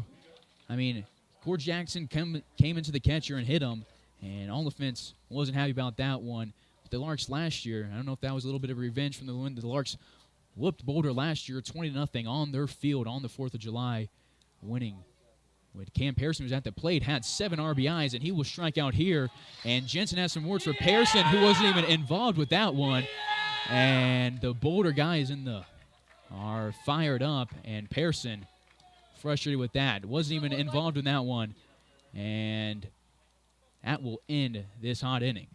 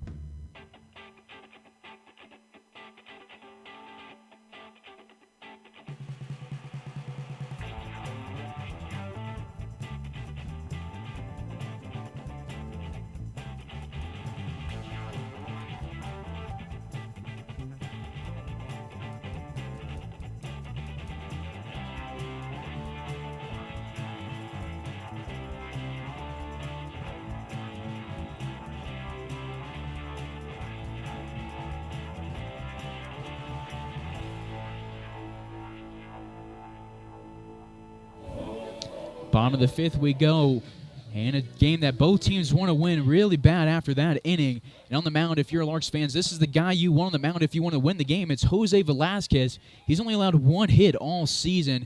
He's been dominant on the mound this year for Hayes out of Cochise College, and through 13 straight innings without allowing a hit to start his season. And has 3 wins on the year. He replaces Jake Fitzgibbons after 4 innings, and he'll look to come in relief. 1-1 to the leadoff hitter, Alec Ackerman. He's 1 for 1 today with a walk and a single driven in 1 run. 1-2. This is Velasquez's 8th appearance on the season. Has thrown 17. This is his 7th straight appearance in relief. 3-0 on the year. Has given up just 1 hit through 17 innings and struck out 16. He's just been dominant, and he was dominant for Cochise this season. And he has a 2-2 count. It's grounded right at Kavanaugh, scoops it, and throws across the diamond to Brown. And it's a ground out, and 2 straights. Collegians have been retired going back to the 4th after there was a 2-out walk. We'll go to the cleanup hitter, Jackson Chatterton. He's 0 for on the day with a strikeout. Velasquez, a 6'3 freshman out of Phoenix, Arizona. His family in attendance. And he made 26 appearances at Coach East, also led the team in least amount of earned runs among pitchers with an average of 1 inning pitched per game. Had 3 saves, went 7-3 in Arizona. 1 away, bases empty, the 1-0 delivery. Check swing here, and it's a 2-0 count.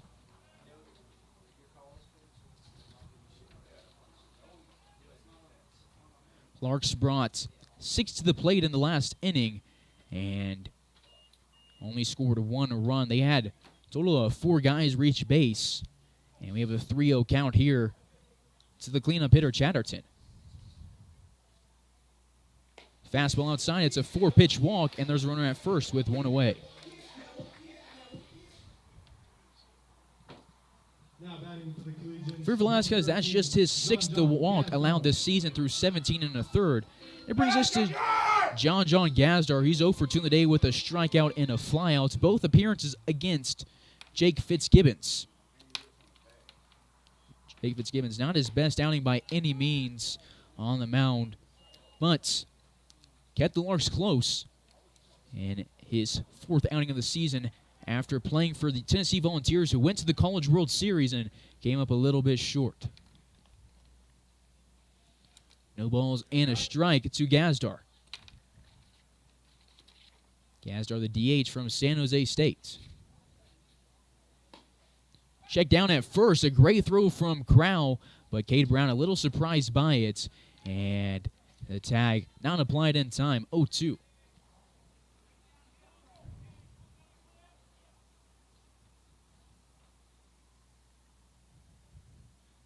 No balls, 2 strikes. Velasquez goes home, gets a swing and a ground ball straight to the foul wall, 0-2. Velasquez threw 58 2/3 as a true freshman this year, ERA of 3.38, and struck out 57, walked just 34. One of two Coach East College players on the Larks roster. He's there with Cam Pearson, who is now in right field replacing Zach Henry, and we move. Tyler Palmer was in right field. I don't see him on the field unless that's him in left now. This one's going to be bounced off Crowell, and he loses it for a while. And going from first to third is Chatterton, and the ball's going to roll into left field.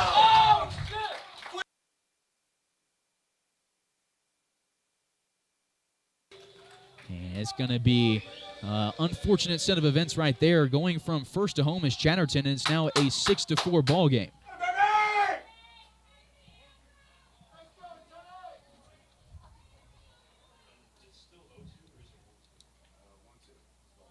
1-2 delivery from Velasquez. Swung on and missed. Nice pitch from Velasquez. And Gazdar was way off on that one. His 2nd strikeout of the day. He's now 0 for 3. Takes us to Lane Oliphant. He's 0 for 1 the day. Now batting for the Collegians, the strongest guy, Lane Oliphant. Oliphant, the catcher out of San Francisco University. 2-way, base is empty. This one's grounded right at the Collegians dugout, 0-1. Each team has scored a run this inning. Hayes has scored their bulk back in the 3rd inning, and Boulder has scored in every inning but the 2nd.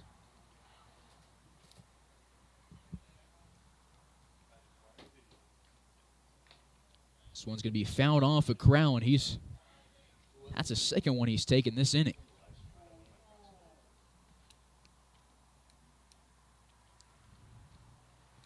Crowell had an injury earlier in Denver, the hamstring injury against the Game Day Saints, and just got back a little over a week ago and has been great since.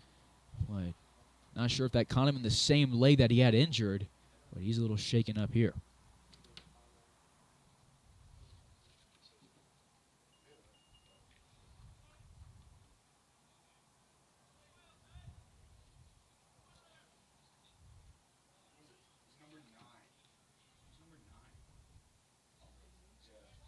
No balls, 2 strikes, as Oliphant will get back into the box in his 3rd AB.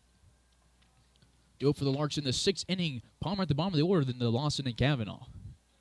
The 0-2 home. Nice pitch hit into left field. Leo Geminian runs in and record out number 3. Boulder gets a run back in the 5th. They take a 2-run lead to the 6th inning.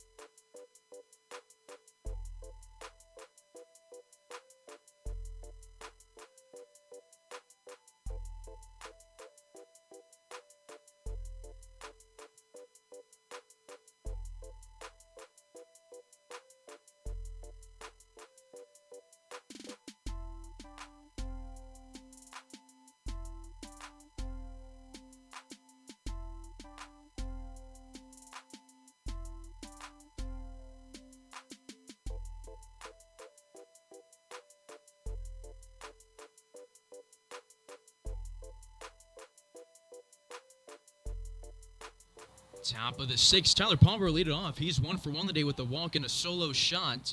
New pitcher in the game for the Collegians is Jesse Simon.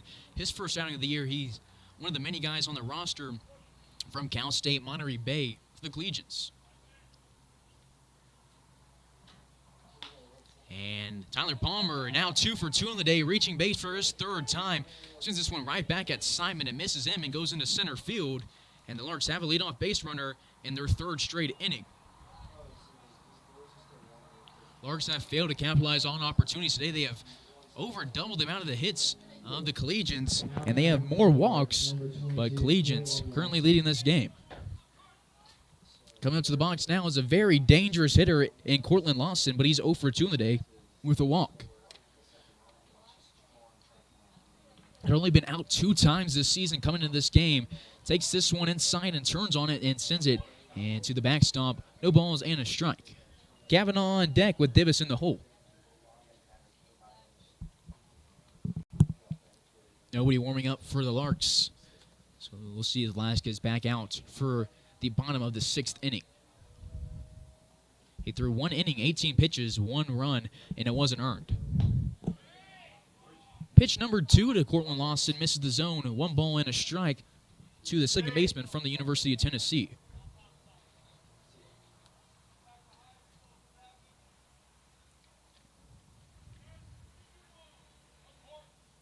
Palmer with speed at first, but he's not 100%. He is running, stumbles a little bit, and this one will catch Cortland Lawson on the front side of his jersey.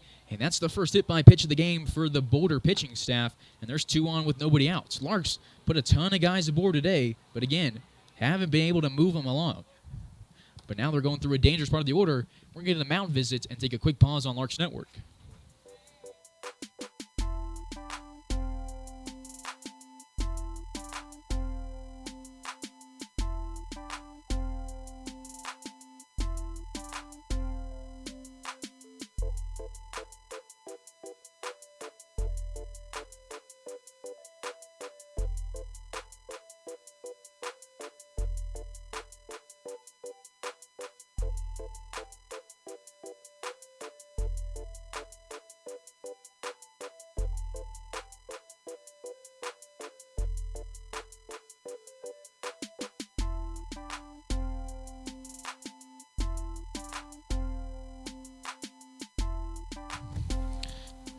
Two on.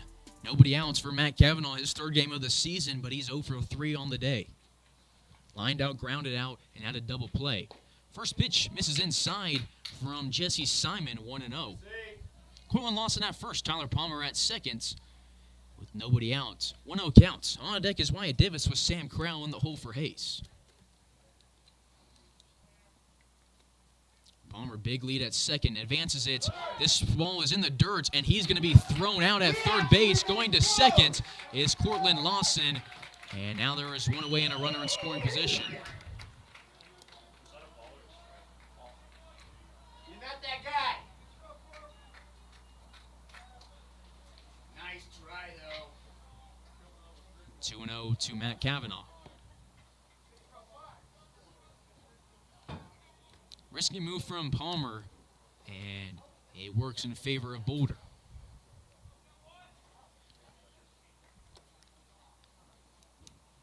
2-0 to Cavanaugh. Catches the inside corner. 2-1. Cavanaugh was late coming to Hayes after having an injury at UTA. And then when he got to Hayes, got injured. Might have been in the Boulder game, but it was pretty recently, and this is his first game back. 2-1 becomes 3-1 as this one is off the dirt.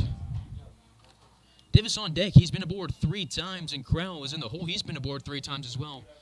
And the Larks have put 2 on in this inning, but Tyler Palmer is thrown out trying to advance on a ball that was blocked by Oliphant. I believe that's actually Garrett Fisher now catching. Cavanaugh cranks this one on the ground to Ackerman. Fields it off his chest. Cortland Lawson is going to try to go to third on the throw to first. And he's in safely as Ackerman dropped the ball. But Cavanaugh is going to ground out, and there's 2 away.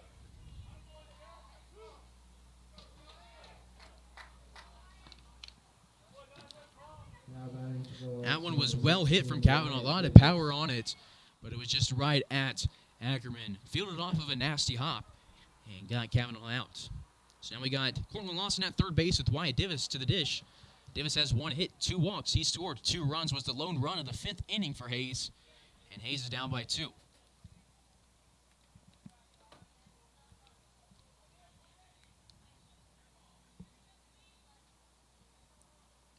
Simon goes home. This one is off the dirt. It's 1-0.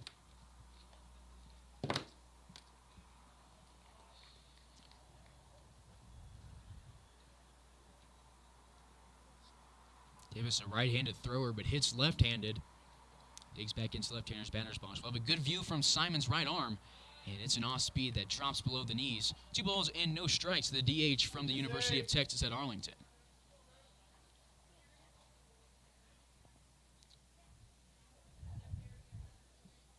Crowd waiting on deck if the Larks need him. 2-0 flied back, 2-1.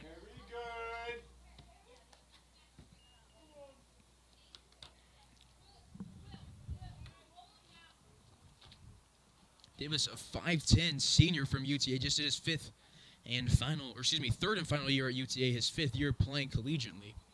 Spent 2 years at Hutch and 3 years in the NCAA Division I down at Arlington.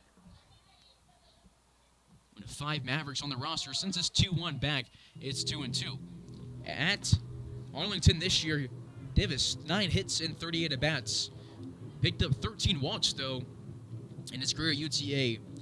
10 runs scored, had a base percentage of 344, but made 32 appearances on the mound and never lost a single game in his 3 years at UTA.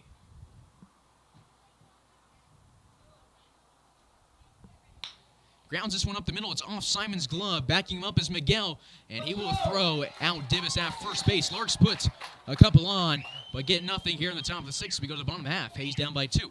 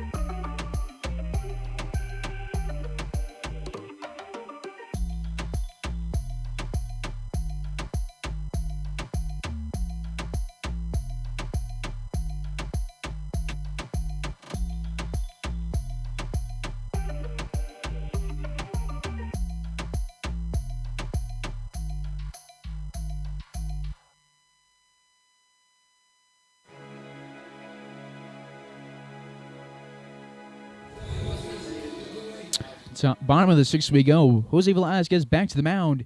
The righty from Cochise allowed a base runner in the fifth. Run came around to score, but it was unearned. It was run number 6 of the ball game for Boulder, 10th overall on the day. 1-0 from Velasquez, popped over the right side. Cortland Lawson moves back and then moves in and records out number 1. Played that one right as you should. And there's one away in the bottom of the sixth. That was Sean D. He's now 0 for 2 today with a double play and a pop out and a walk. One away, base is empty. Boulder up by 2 as we go to A.J. Rucco. He's 0 for 2 with a strikeout and a flyout. This is his first look at Jose Velasquez. That was the 5th batter Velasquez has faced after Jake Fitzgibbons threw the first 4. 0-1 with 1 away. This one inside and low. 1 ball and a strike.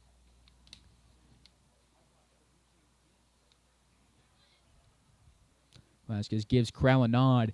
Crowell sits up a little bit outside. The throw is inside, and we get a swing and a miss out of Rucco, son of head coach Tony Rucco.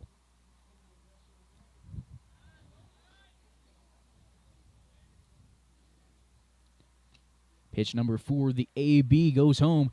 Outside, 2 balls and 2 strikes against Rucco. A 6-3 righty from the windup. Fastball sit into center field. Shallow. Gavin races towards it. Reaches down his glove. It's going to drop. And that'll be a 1-out base hit for Rucco, his first of the day. Now batting for the Collegians, number 23, Nick Upstill. Up to bat now is Nick Upstill. He had that 2-run home run in the 4th inning.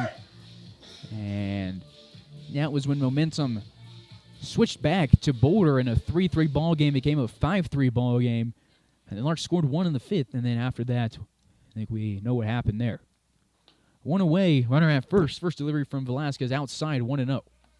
This is the second hit Jose Velasquez has allowed this year.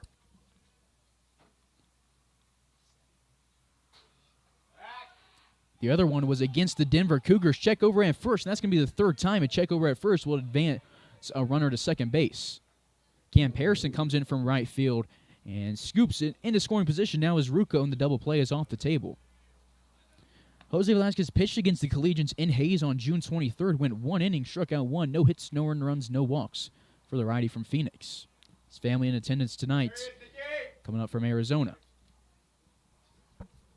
Velasquez is one of 3 guys on the roster born in the state of Arizona, along with Grant Lung and Cam Pearson.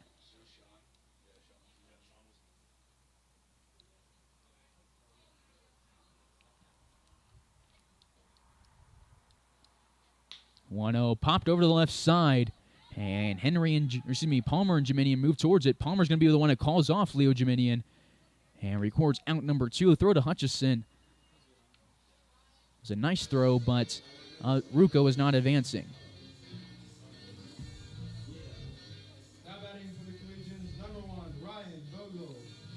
So the defensive lineman now for Hayes, it's Palmer in left field, Jiminian in center, Cam Pearson in right, Hutchison, Kavanaugh on the left side of the infield, Lawson and Brown on the right side, Sam Crowell behind the dish.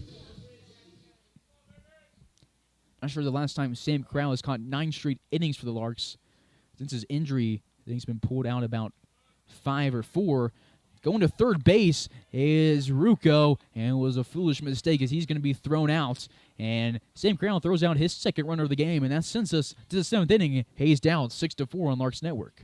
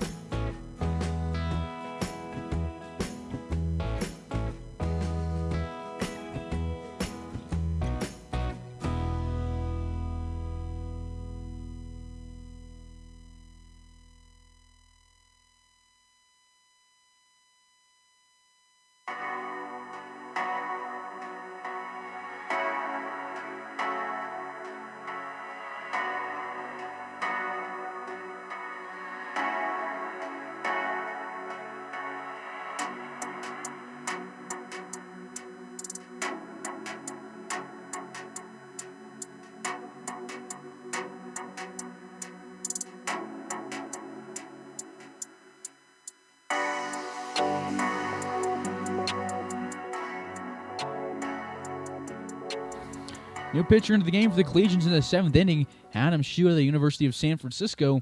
First batter he'll face is Sam Crowley. He's been aboard 3 times today. 1 walk, 1 single, and a reach on a fielder's choice. The first pitch home from Shue off speed.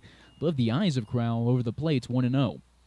Doing it for Hayes is Brown, Hutchison, and then Jeminian if necessary. Hopefully, he is necessary. 1-0 again at the eyes over the plate, 2-0.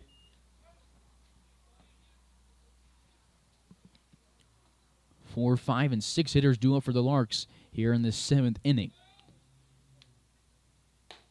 Hayes has 5 more hits than Boulder, but 2 less runs. 3 straight balls to Sam Crowell, looking to get aboard here for the 4th time. Or Jackson was the one who ran for him in the 1st inning, and he was left at first, and he scored in the 3rd.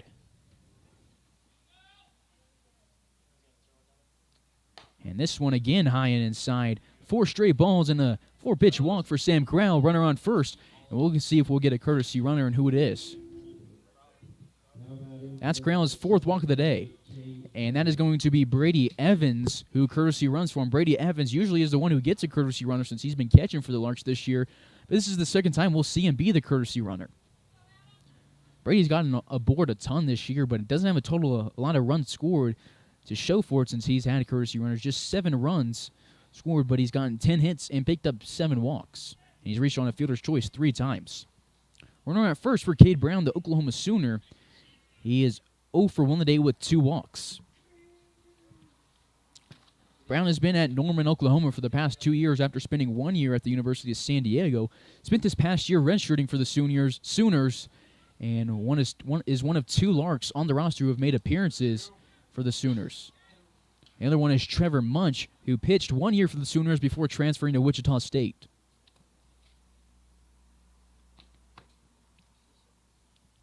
Brady Evans with a small lead at first, and the 1-0 delivery inside. 6 straight balls for the new pitcher, Adam Shue. 6-4 lead for Boulder here in Boulder.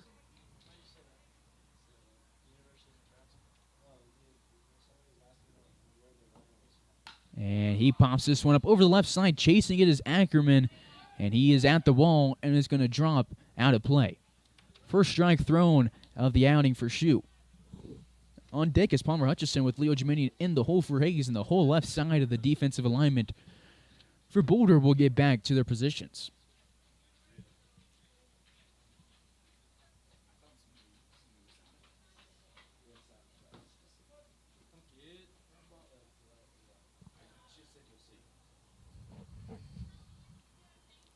Shue will go from the stretch, a 2-1 count. Evans, decent sized lead at first, no look. And Cade Brown sends one right down the middle to the backstop. So after 6 straight balls, 2 straight foul balls for Adam Shue, the 4th pitcher of the game for Boulder. They started out with Potter. He went 3 innings, 3 earned runs. Jensen came in for 2, 1 earned run. Simon through the last inning allowed a hit and a walk, but the Larks weren't able to score any. Larks starting off the season so hot and are crushing teams in the Rocky Mountain Baseball League and non-league play. And the past about 5 games just haven't had the stuff they had to start it. This delivery misses inside. It's another full count for Cade Brown. Could get walk number 3 on the day right here. Kid has walked 10 times this season and looking for number 11. He's tied on the team with Grant Lung and Palmer Hutchison for most walks on the Larks. Shue looks over his left shoulder at Evans, goes home. The payoff pitch inside, and Cade Brown will jump out of the way, and that's the 2nd straight walk for Shue. That is not the way you want to start your outing, but the Larks haven't proved anything about getting runners across today. They've only scored 4 runs after having a bunch of guys on base. The 3, 4, and 5 hitters have each been aboard 3 times. Make it 4 times for Crowell. A combined 10 runners on base for Hayes. They have left 8 on.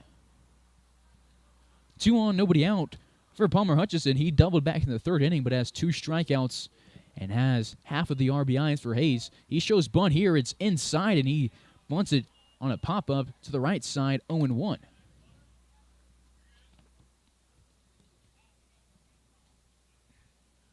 Frank Leo gives the signs to his base runners and to Palmer Hutchison. And we'll see if Hutch wants to lay down a bunt on this pitch. Hutch had a great year at KCK, led the team with runs scored, runs driven in, slugging percentage, and home runs, and was at one point the National JUCO Association D1 Player of the Week. And this one is going to hit him, and that's the second Lark hit in this ball game. And that is hit by pitch number 4 total in this game. And the bases are loaded with nobody out, and the Larks one to win this game. Coming to the plate is Leo Jiminian. Second time Hutch has been aboard today. We got Crowell, courtesy runner, and Brady Evans at second. Cade Brown at second. Brady Evans at third. Cade Brown at second. Palmer Hutchison at first. Jiminian on the day, 2 for 3 with 2 singles.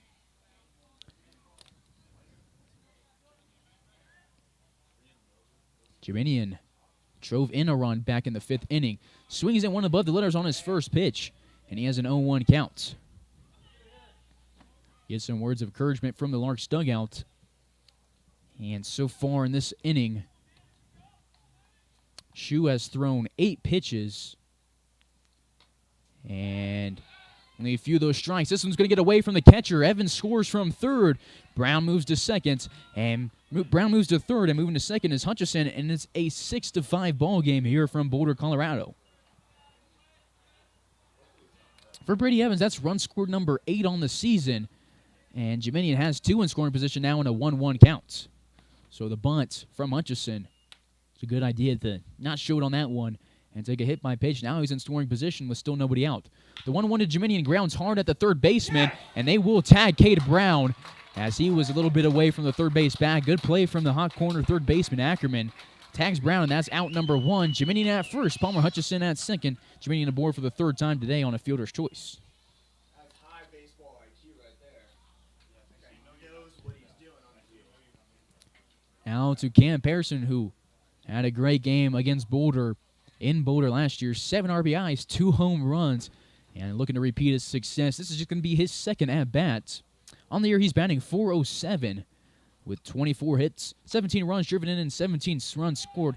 Sends this one far out of play and into the parking lot, and he'll have an 0-1 count. His first look on the season at Adam Shue.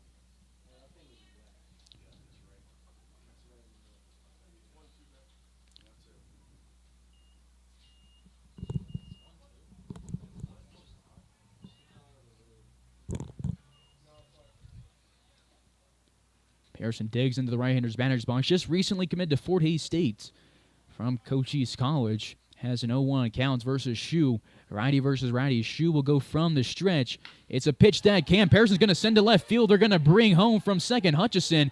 Jiminian's going to try to go from first to third. The throw is going to be way off the bag and gets away from the third baseman. And Leo's going to go from first to home. And the Larks take a 7-6 lead. And going all the way to third base is Cam Pearson. He fires the dugout up. And the Larks take a lead again in Boulder. Their first lead since the 3rd inning. And Cam Pearson picks up 1 RBI. The other one won't be ruled an RBI. And Hutchison scores run number 6. Jiminian scores run number 7. And a great read from Jiminian. There was nobody there to back up the throw from where the ball went. The Larks have a runner in scoring position with 1 away, and we'll be back for the continuation of this 7th inning.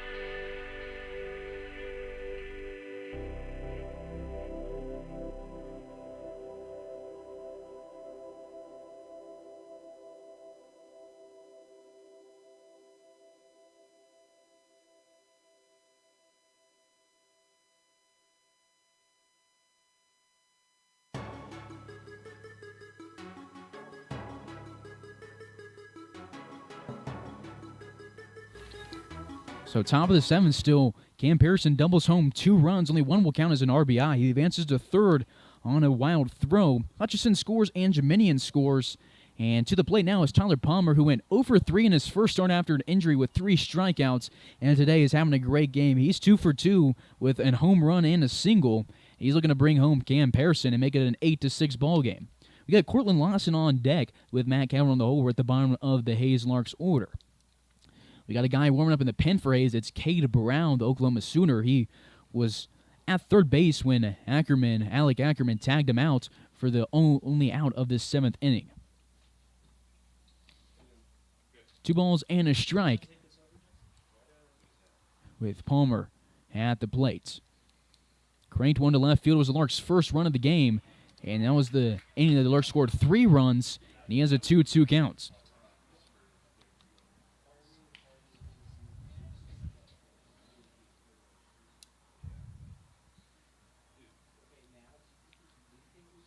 And Palmer's going to strike out against the new pitcher. That was only the second strike. My scoreboard was wrong on the string. Apologize for that one. But Palmer will be back in the box now. Now has a 2-2 count. Looking for hit number 3. This one runs inside and low, and it gets away. It doesn't really get away from the new pitch catcher, Garrett Fisher. He came in to replace one of the Givens brothers in Hayes about halfway through the game and replaced Olafin about halfway in this game. And Pearson wisely stays at third base as the ball was only about 4 feet away from home plate. Payoff pitch, third of a 3/4 swing from Tyler Palmer, and that's strike out number 1 of the day for him. And there's now 2 away with the runner at third.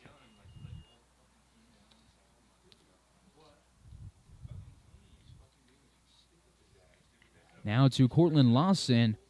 He's 0 for 2 today with a hit by pitch and a walk. Got to third base in the 6th inning, but after back-to-back groundouts, he was stranded there. First pitch to him is a sidearm delivery. Misses the zone, 1-0. New pitcher is Luke Lupker out of Regis University. Pearson jogs down the third base line. Cortland Lawson's going to crank this one to left field, and it's going to be off the tree in left field. It's a 2-run home run for Cortland Lawson, his 3rd of the season, continuing his hard start, and the Larks now lead 9-6. They have now scored 4 in this inning, and they lead it by 3. Great cranked ball from Cortland Lawson, the 2nd home run of the day for the Larks, and there's some chattering going on between the teams. And the Larks up by 3 thanks to Cortland Lawson bringing home Cam Pearson. And Lawson now has a 4-game hit streak, has played in that many games. Picks up RBIs number 6 and 7 on the season and picks up his 5th run scored. And Cam Pearson just picked up his 18th run scored. That is 2nd on the team behind only Core Jackson. So clear the bases thanks to Lawson, 2 away. And we go to Matt Cavanaugh, one of only 2 guys in the Larks order to not hit in this inning.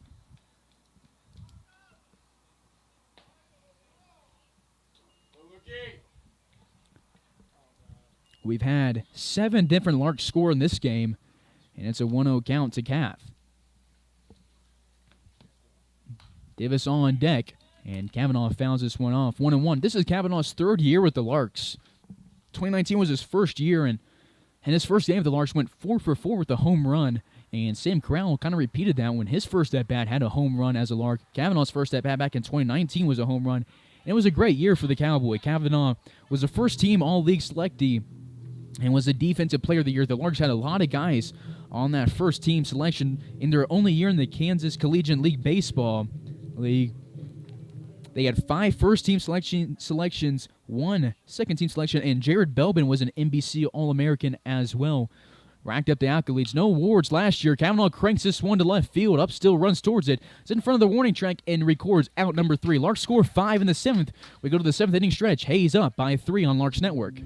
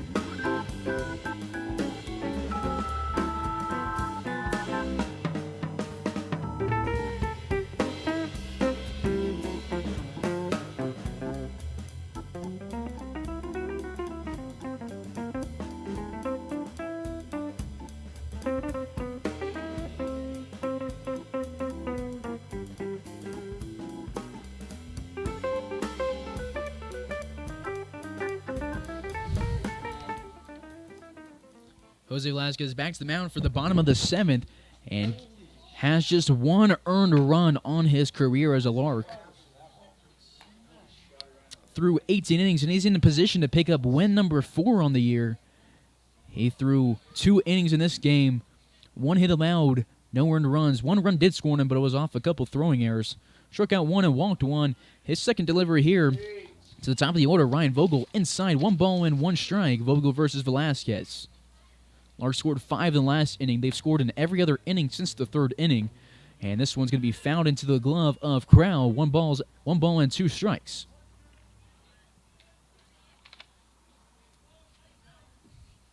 Larks scored 5 in that inning, but only had 2 hits. 2 walks and a hit by pitch. This one's going to be grounded to Palmer. Hutchison scoops it off the turf, and the Larks are 8 outs away from win number 13. That's still a lot of baseball to go, though. Now batting for the Collegians, number 8, Brady Miguel.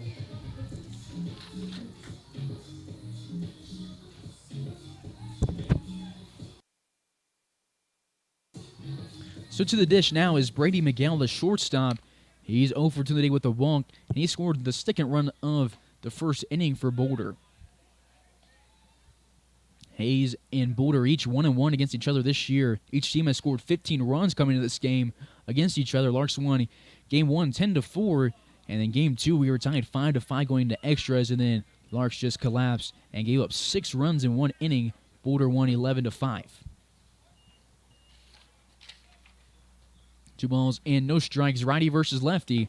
This delivery will miss outside 3-0. We saw Cade Brown warming up in right field. He's now at first base.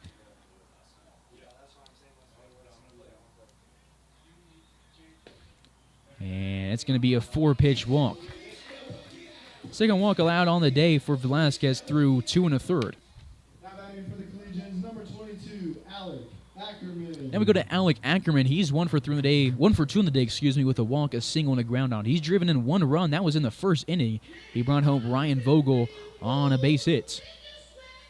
1 away, double play, and a potential situation for the Larks. Cortland Lawson creeps close to second base and looks at the runner at first, and the delivery home off speed from Velasquez. That's 5 straight balls for the righty, and it's a 1-0 count.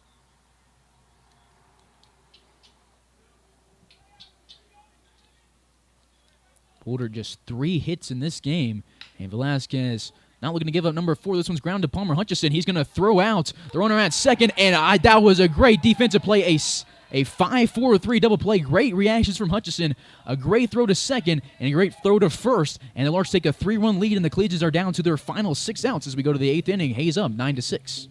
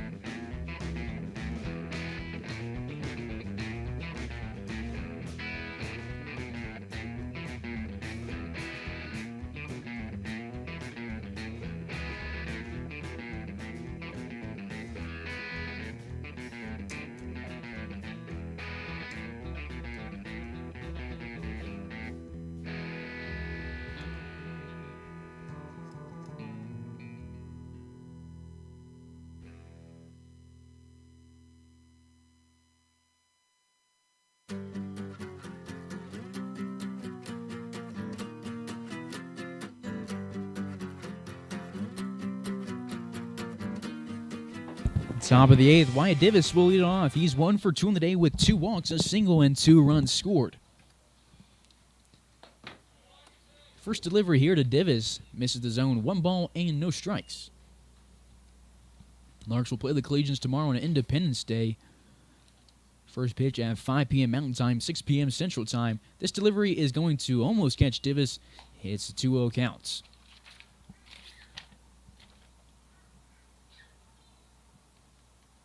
On the mound for Boulder is Luke Lupker. He's thrown 2/3 of an innings, giving up 1 hit, 1 earned run, has struck out 1, and allowed a home run to Cortland Lawson. 3 straight balls here to start this inning. And Divis up in the count. Again, he has 2 walks in the day. Led the Larks last year with walks. And looking to pick up another one.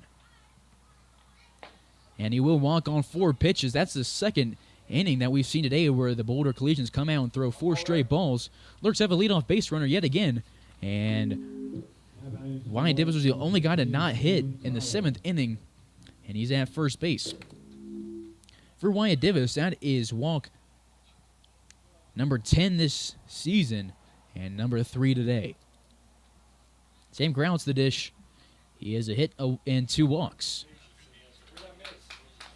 5 straight balls here. After Boulder was getting on Velasquez for 5 straight balls, their pitcher allows 5 straight balls, and Sam Corral hits this one down the left field line off the foul wall. 1 ball and a strike. Cade Brown on deck, and Palmer Hutchison in the hole. Cade Brown has been the 9th inning guy for Hayes, and if the Larks don't score and they hold Boulder scoreless in the 8th, it'd be a safe situation for the righty. The 1-1, nice pitch. Called strike 2 for Lupker. Sam Corral, 3 years of eligibility left at UTA. Maybe 4. I'm not sure if they count this year as a redshirt for him. Didn't appear a lot. And he fouls this one off, and we'll get a 5th pitch in this AB. Righty versus righty. Lupker throws some sidearm, some 3/4. Has a 1-2 count. Goes sidearm and throws this one inside. And it started over the outside part of the plate, moved inside, and Corral just had to send it off the inside of his bat and foul.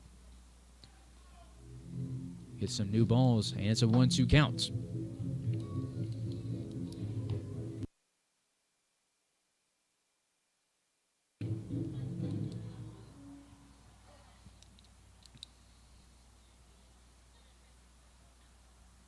Lupker looks home, goes home, and will strike out Sam Corral. The ball jumps out of Fisher's glove, but Divis holds at thirst. There's one away, and Sam Crown will share a scouting report with Kate Brown. Brown comes to the dish now. Brown on the day, 0 for 1 with 3 walks. One of 2 Larks with 3 walks. That's the first time Sam Crown has been retired. Strikeout number 2 on the day for Lupker. Boulder has struck out 7 Larks, and Larks have struck out 5 Collegians. Larks have thrown 2 pitchers, Boulder has thrown 5, and this is a 2-0 count as the heater misses outside.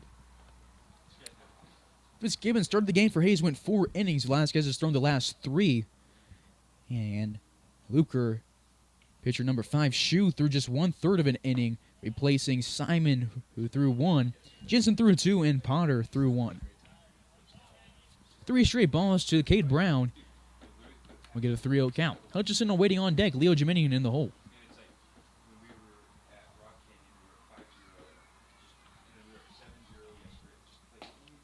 This one will catch the plates. Hitters count for the first baseman and potentially the closer.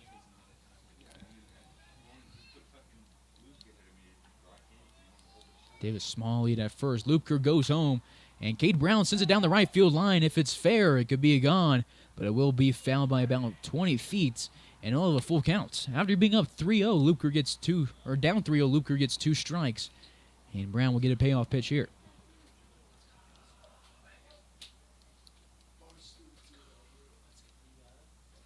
Lefty versus righty. Southpaw goes home.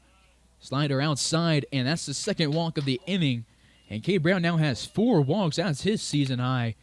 And for Cade Brown, that is walk number 12 this year. Came in with 8 as a third of his season walks tonight. He's at first base. Davis is at second. 1 away for Palmer Hutchison. Hutchison has 3 years of eligibility left. Could go back to KCK or could go NCAA. First pitch, a nice one. Catches the inside low corner. 0-1. Hutch on the day, 1 for 3 with a hit by pitch, a double, and a run scored and 2 runs driven in. Off speed gets Hutchison ahead of it, 0-2. Due for the Collegians in the 8th inning will be their 4, 5, and 6 hitters, Chatterton, Gazdar, and Fisher.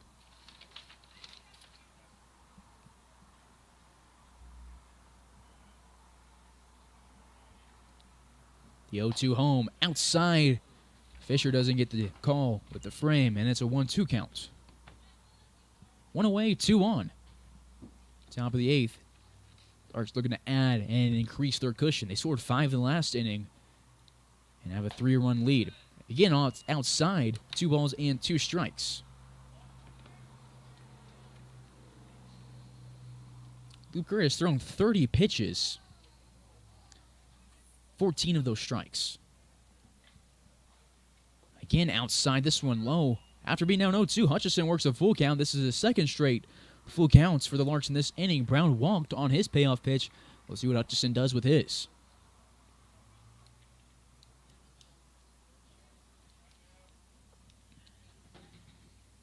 Payoff pitch. Hutchison fouls off, and he'll get a 7-pitch AB. Larks currently first place in the Rocky Mountain Baseball League. This is a non-league game, so win or loss won't affect their standings, but you're always one to win and increase your resume. And especially with the tension of this game, both teams want to take a dub. We had a third payoff pitch of this inning. It goes home. It's over the outside part of the plate. Hutchison pulls it foul, and we'll get an 8-pitch AB for Palmer Hutchison. He played for Frank Leo at Hayes High School, and along with Brock Loomis and Trey Riggs. Riggs did not make the trip with the Larks. Loomis not playing in today's ball game. Luker looks home, offsets his front foot. Similar to how Larks pitcher Hunter Parker sets up, and Hutchison's going to pull this one to left field. It's going to drop. Divis is going to be sent home from third. Brown's going to be sent from first to third. The throw is going to be cut off, thrown to second, and Hutchison has a 1-out double. The Larks take a 10-6 lead. Phenomenal at bat right there for Palmer Hutchison. Worked it late into the count, and on his third payoff pitch, got a double and made it a 10-6 ball game.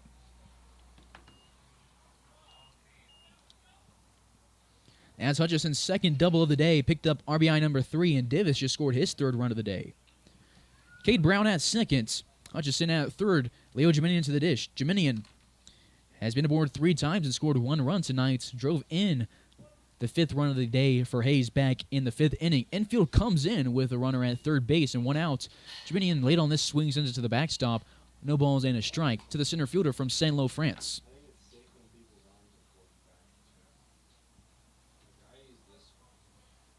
That double from Hutchison was the 10th hit of the game for Hayes. Boulder has just 3. Geminian down in the count now, 0-2. Hayes has picked up 11 walks in this game. Neither team has a true defensive error. We've seen 3 errors in this game, all 3 on pickoff attempts. Off speed, a pitch to waste. It goes outside, 1-2.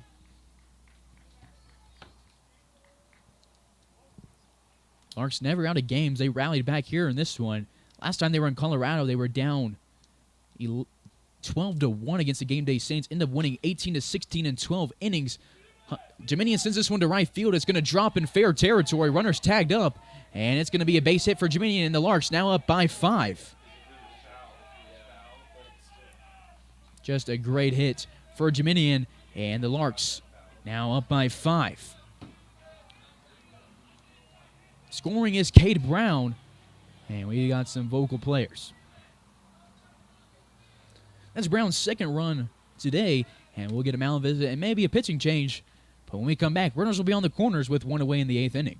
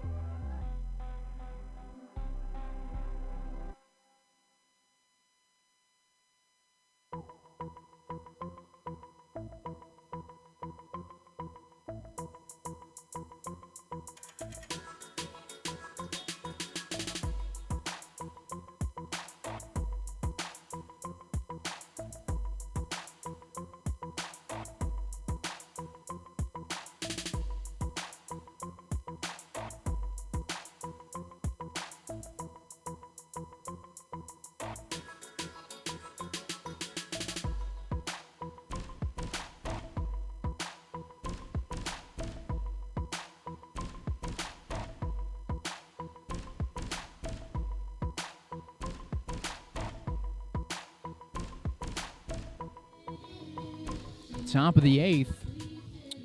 And runner at first is Leo Geminian. They'll try and check on him. And that'll bring home Palmer Hutchison. The Larks now double the runs of Boulder. It's a 12-6 ball game. And that's the 4th throwing error we've seen from a pitcher. Moving to second is Geminian. And Hutchison scores his second of the day. Runner in scoring position at second for Cam Pearson, who drove in a few in the 7th inning.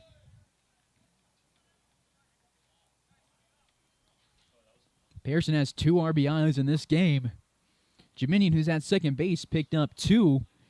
And Palmer Hutchison, who just scored, has 3 RBIs.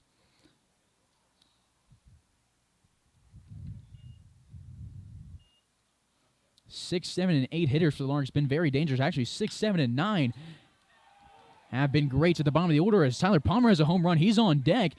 Cam Pearson sends this one into right field, jumps over the ball, and the Larks now lead by 7. And they have scored 9 runs in the past 2 innings. And Pearson picks up his 3rd RBI of the game. Geminian scores his 2nd run. And the Larks Boulder's dugout much more quiet than it was 3 innings ago. So still a runner in scoring position for Hayes at second base. 1 away.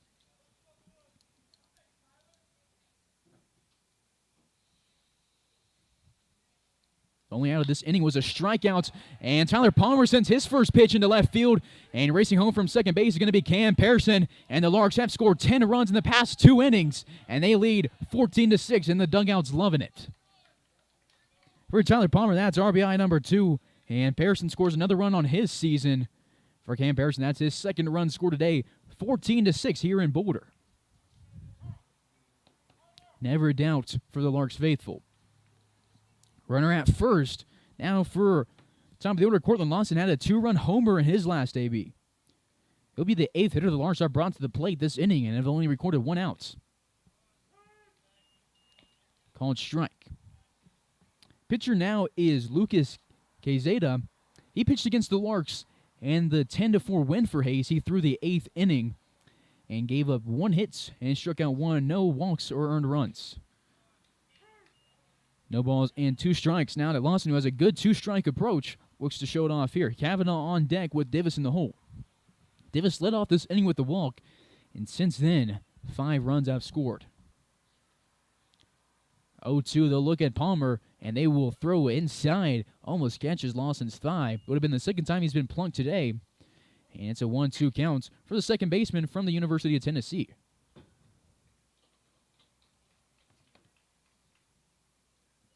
Righty versus righty. Palmer gets his lead at first, and this one will be a punch-out, a late call from the umpire. They'll say it caught the outside low corner, and there's now 2 away. Lawson now has a hat trick and struck out 3 times. He's still having a great season. Has a 4-game hitting streak. Has 7 hits, 3 of those home runs, 7 RBIs on the year, 5 runs scored for Court. Kavanaugh to the dish. He's 0 for 5 on the day. Lone Lark without a hit. He sends this one to right field, and that's the second time they're going to drop in front of Ruocco. Palmer's going to go to third base, and Kavanaugh's going to have a double. Fumbling the ball is Ruocco, and Palmer's going to be sent home from third, and the throw home won't be in time, and Kavanaugh has a double, and the Larks now lead 15-6.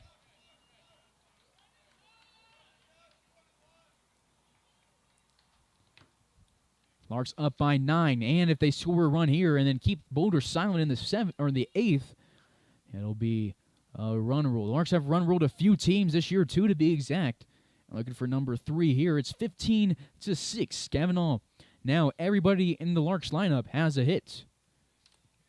Picked up his second double of the season. Picked up his first RBI.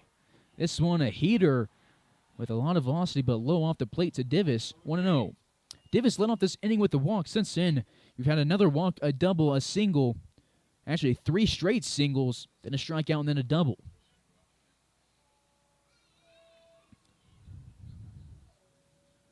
Larks up by 9. This one's going to be hit in the gap between Miguel and Ackerman. It's over the outstretched Miguel, and Wyatt Divis has a 2-out single. The Larks lead by 10. A great inning for the Larks. Their 7th run, and the stadium is silent here in Boulder. 2 away, Divis at first base as we go to Sam Crow. Crow was the first out of this inning, and then we didn't get an out until 6 batters later. Brown on deck. I don't know if the Larks will want to use them in the 9th now, since they were up by 3 going into this inning, and now up by 10. Crow a little early on this swing. He sends it to Boulder's dugout. No balls, 1 strike with a runner at first, 2 away in the 8th inning.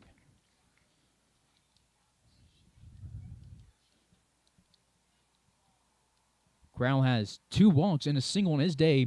Somebody has courtesy ran for him 2 times and scored. The last one was Brady Evans. This one will catch the outside plate. No balls and 2 strikes.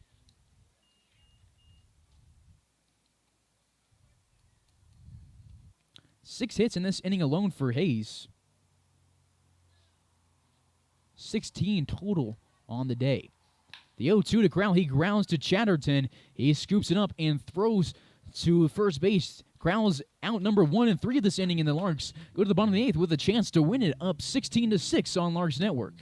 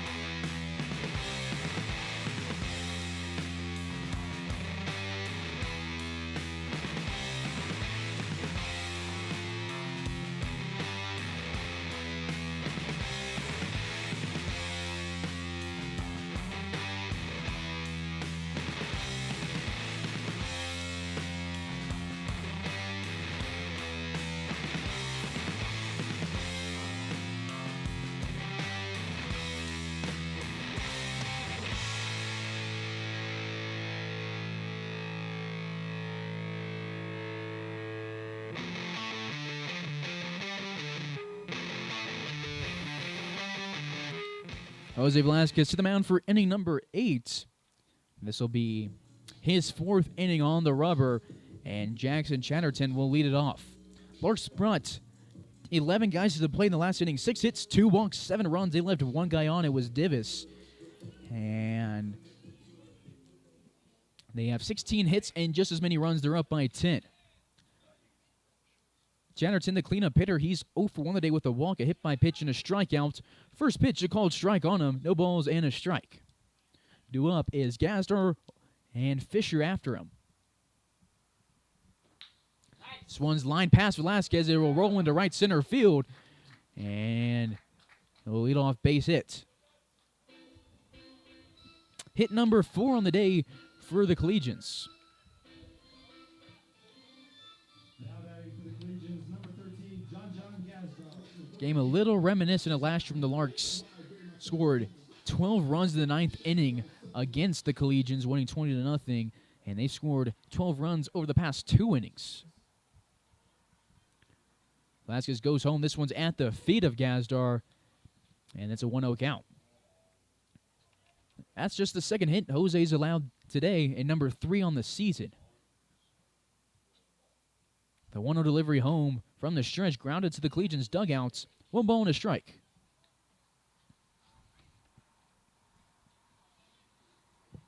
Fisher on deck with D in the hole.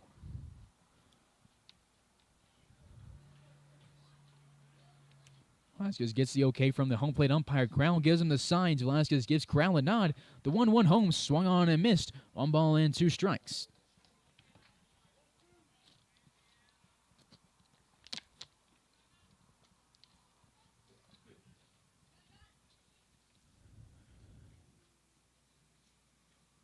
One-two home. Again grounded to the Collegians' dugouts.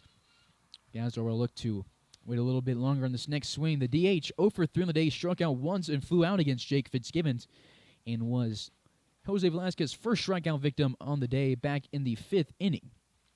Get another 1-2 delivery, righty versus righty. Velasquez sets up, goes home, misses outside. Runner starts to take off for second, and holding up is Chatterton. 2-2 count with nobody out in the top of the 8th, or excuse me, bottom of the 8th.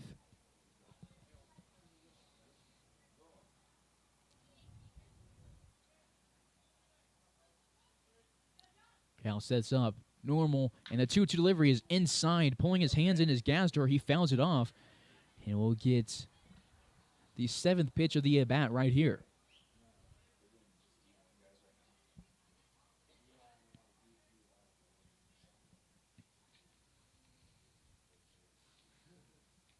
Brown holding Chatterton at first. Chatterton, decent-sized lead. Gets it about another step longer. Velasquez doesn't even look at him. Goes home. The 2-2 delivery is off the dirt, and it's a 3-2 count. Nobody warming up for Hayes with the 10-run lead. Cade Brown was throwing, but he's going to take over first base. Payoff pitch from Velasquez. Goes home and gets the outside part of the plate, and Gazdar knew it. Immediately turns around and heads to the dugout, and the Larks have one away. That's Velasquez's second strikeout victim of the day, and there's one away with the runner at first. Larks looking to turn a game-ending double play here. Is Fisher at the plate out of the University of Northern Colorado. First delivery misses the zone low, 1 ball and no strikes.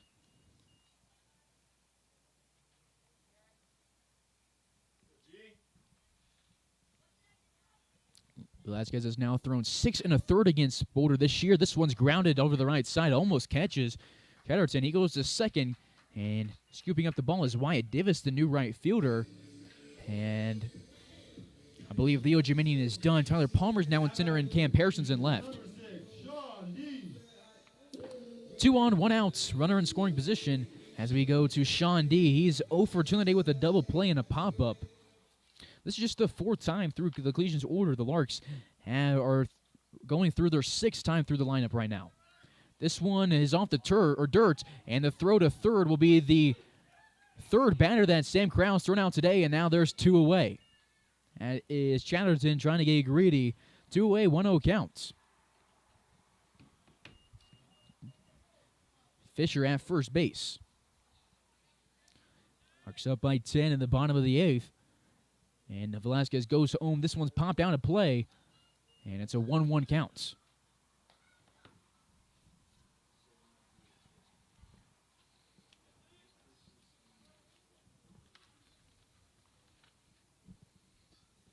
The 0-1 or 1-1 from Velasquez, grounded past Hutchison. He gives it a good effort, and it'll be the third base hit of the 8th inning. Now batting for the Collegians, number 9, A.J. Rucco. Sends Fisher to second and puts D at first base. Not sure if the run rule is in play here, but if it is, Collegians are down to their final outs. I know in league games there is a run rule.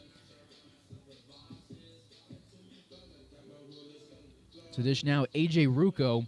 On the day, he is 1 for 3 with a single, and he was thrown out trying to go to third back in the 6th inning, the last inning that Boulder had the lead. That 6th inning was just one of 2 innings in this game that neither team scored a run. 1-0 home. Velasquez goes from the stretch. It's ground over to the left side. Kavanaugh fields it, decides to go to first, and that'll be out number 3, and the Larks will celebrate on Boulder's field, run rolling them in 8 innings. So after the scuffle, tensions rose, and there was a lot of chatter between the two teams, and the Larks get the upper hand, and we'll get to celebrate on Boulder's field. Larks advance to 13-4 on the season. This is a non-league game. They're still sitting at first place in the Rocky Mountain Baseball League, a full game up from Fort Collins. And they will resolve some issues right here between the two coaches, and the game will be ended in 8 innings. So Larks pick up win number 13. This is their fourth win in Colorado this year, and they'll celebrate. Larks pick up 16 hits, drive in 16 runs, and pick up 11 walks on the day. As for Boulder, 7 hits, 6 runs scored, and 7 walks. They got 4 of their 7 hits in that 8th inning, and the Larks will head back to the hotel with their first win of the road trip and their first game of the road trip that should have started 2 days ago. But that was a good game. Thank you for sticking to. There was a lot going on tonight on Saturday night, a 4th of July weekend. We appreciate you checking in with us and tuning into the game. We'll see you tomorrow night. First pitch between the Boulder Collegians and the Hayes Larks at 5 p.m. Mountain Time, 6 p.m. Central Time. It'll be the last game of this road series. This has been Carson Ackerman on the call. Thank you for tuning in, and we hope to see you tomorrow night.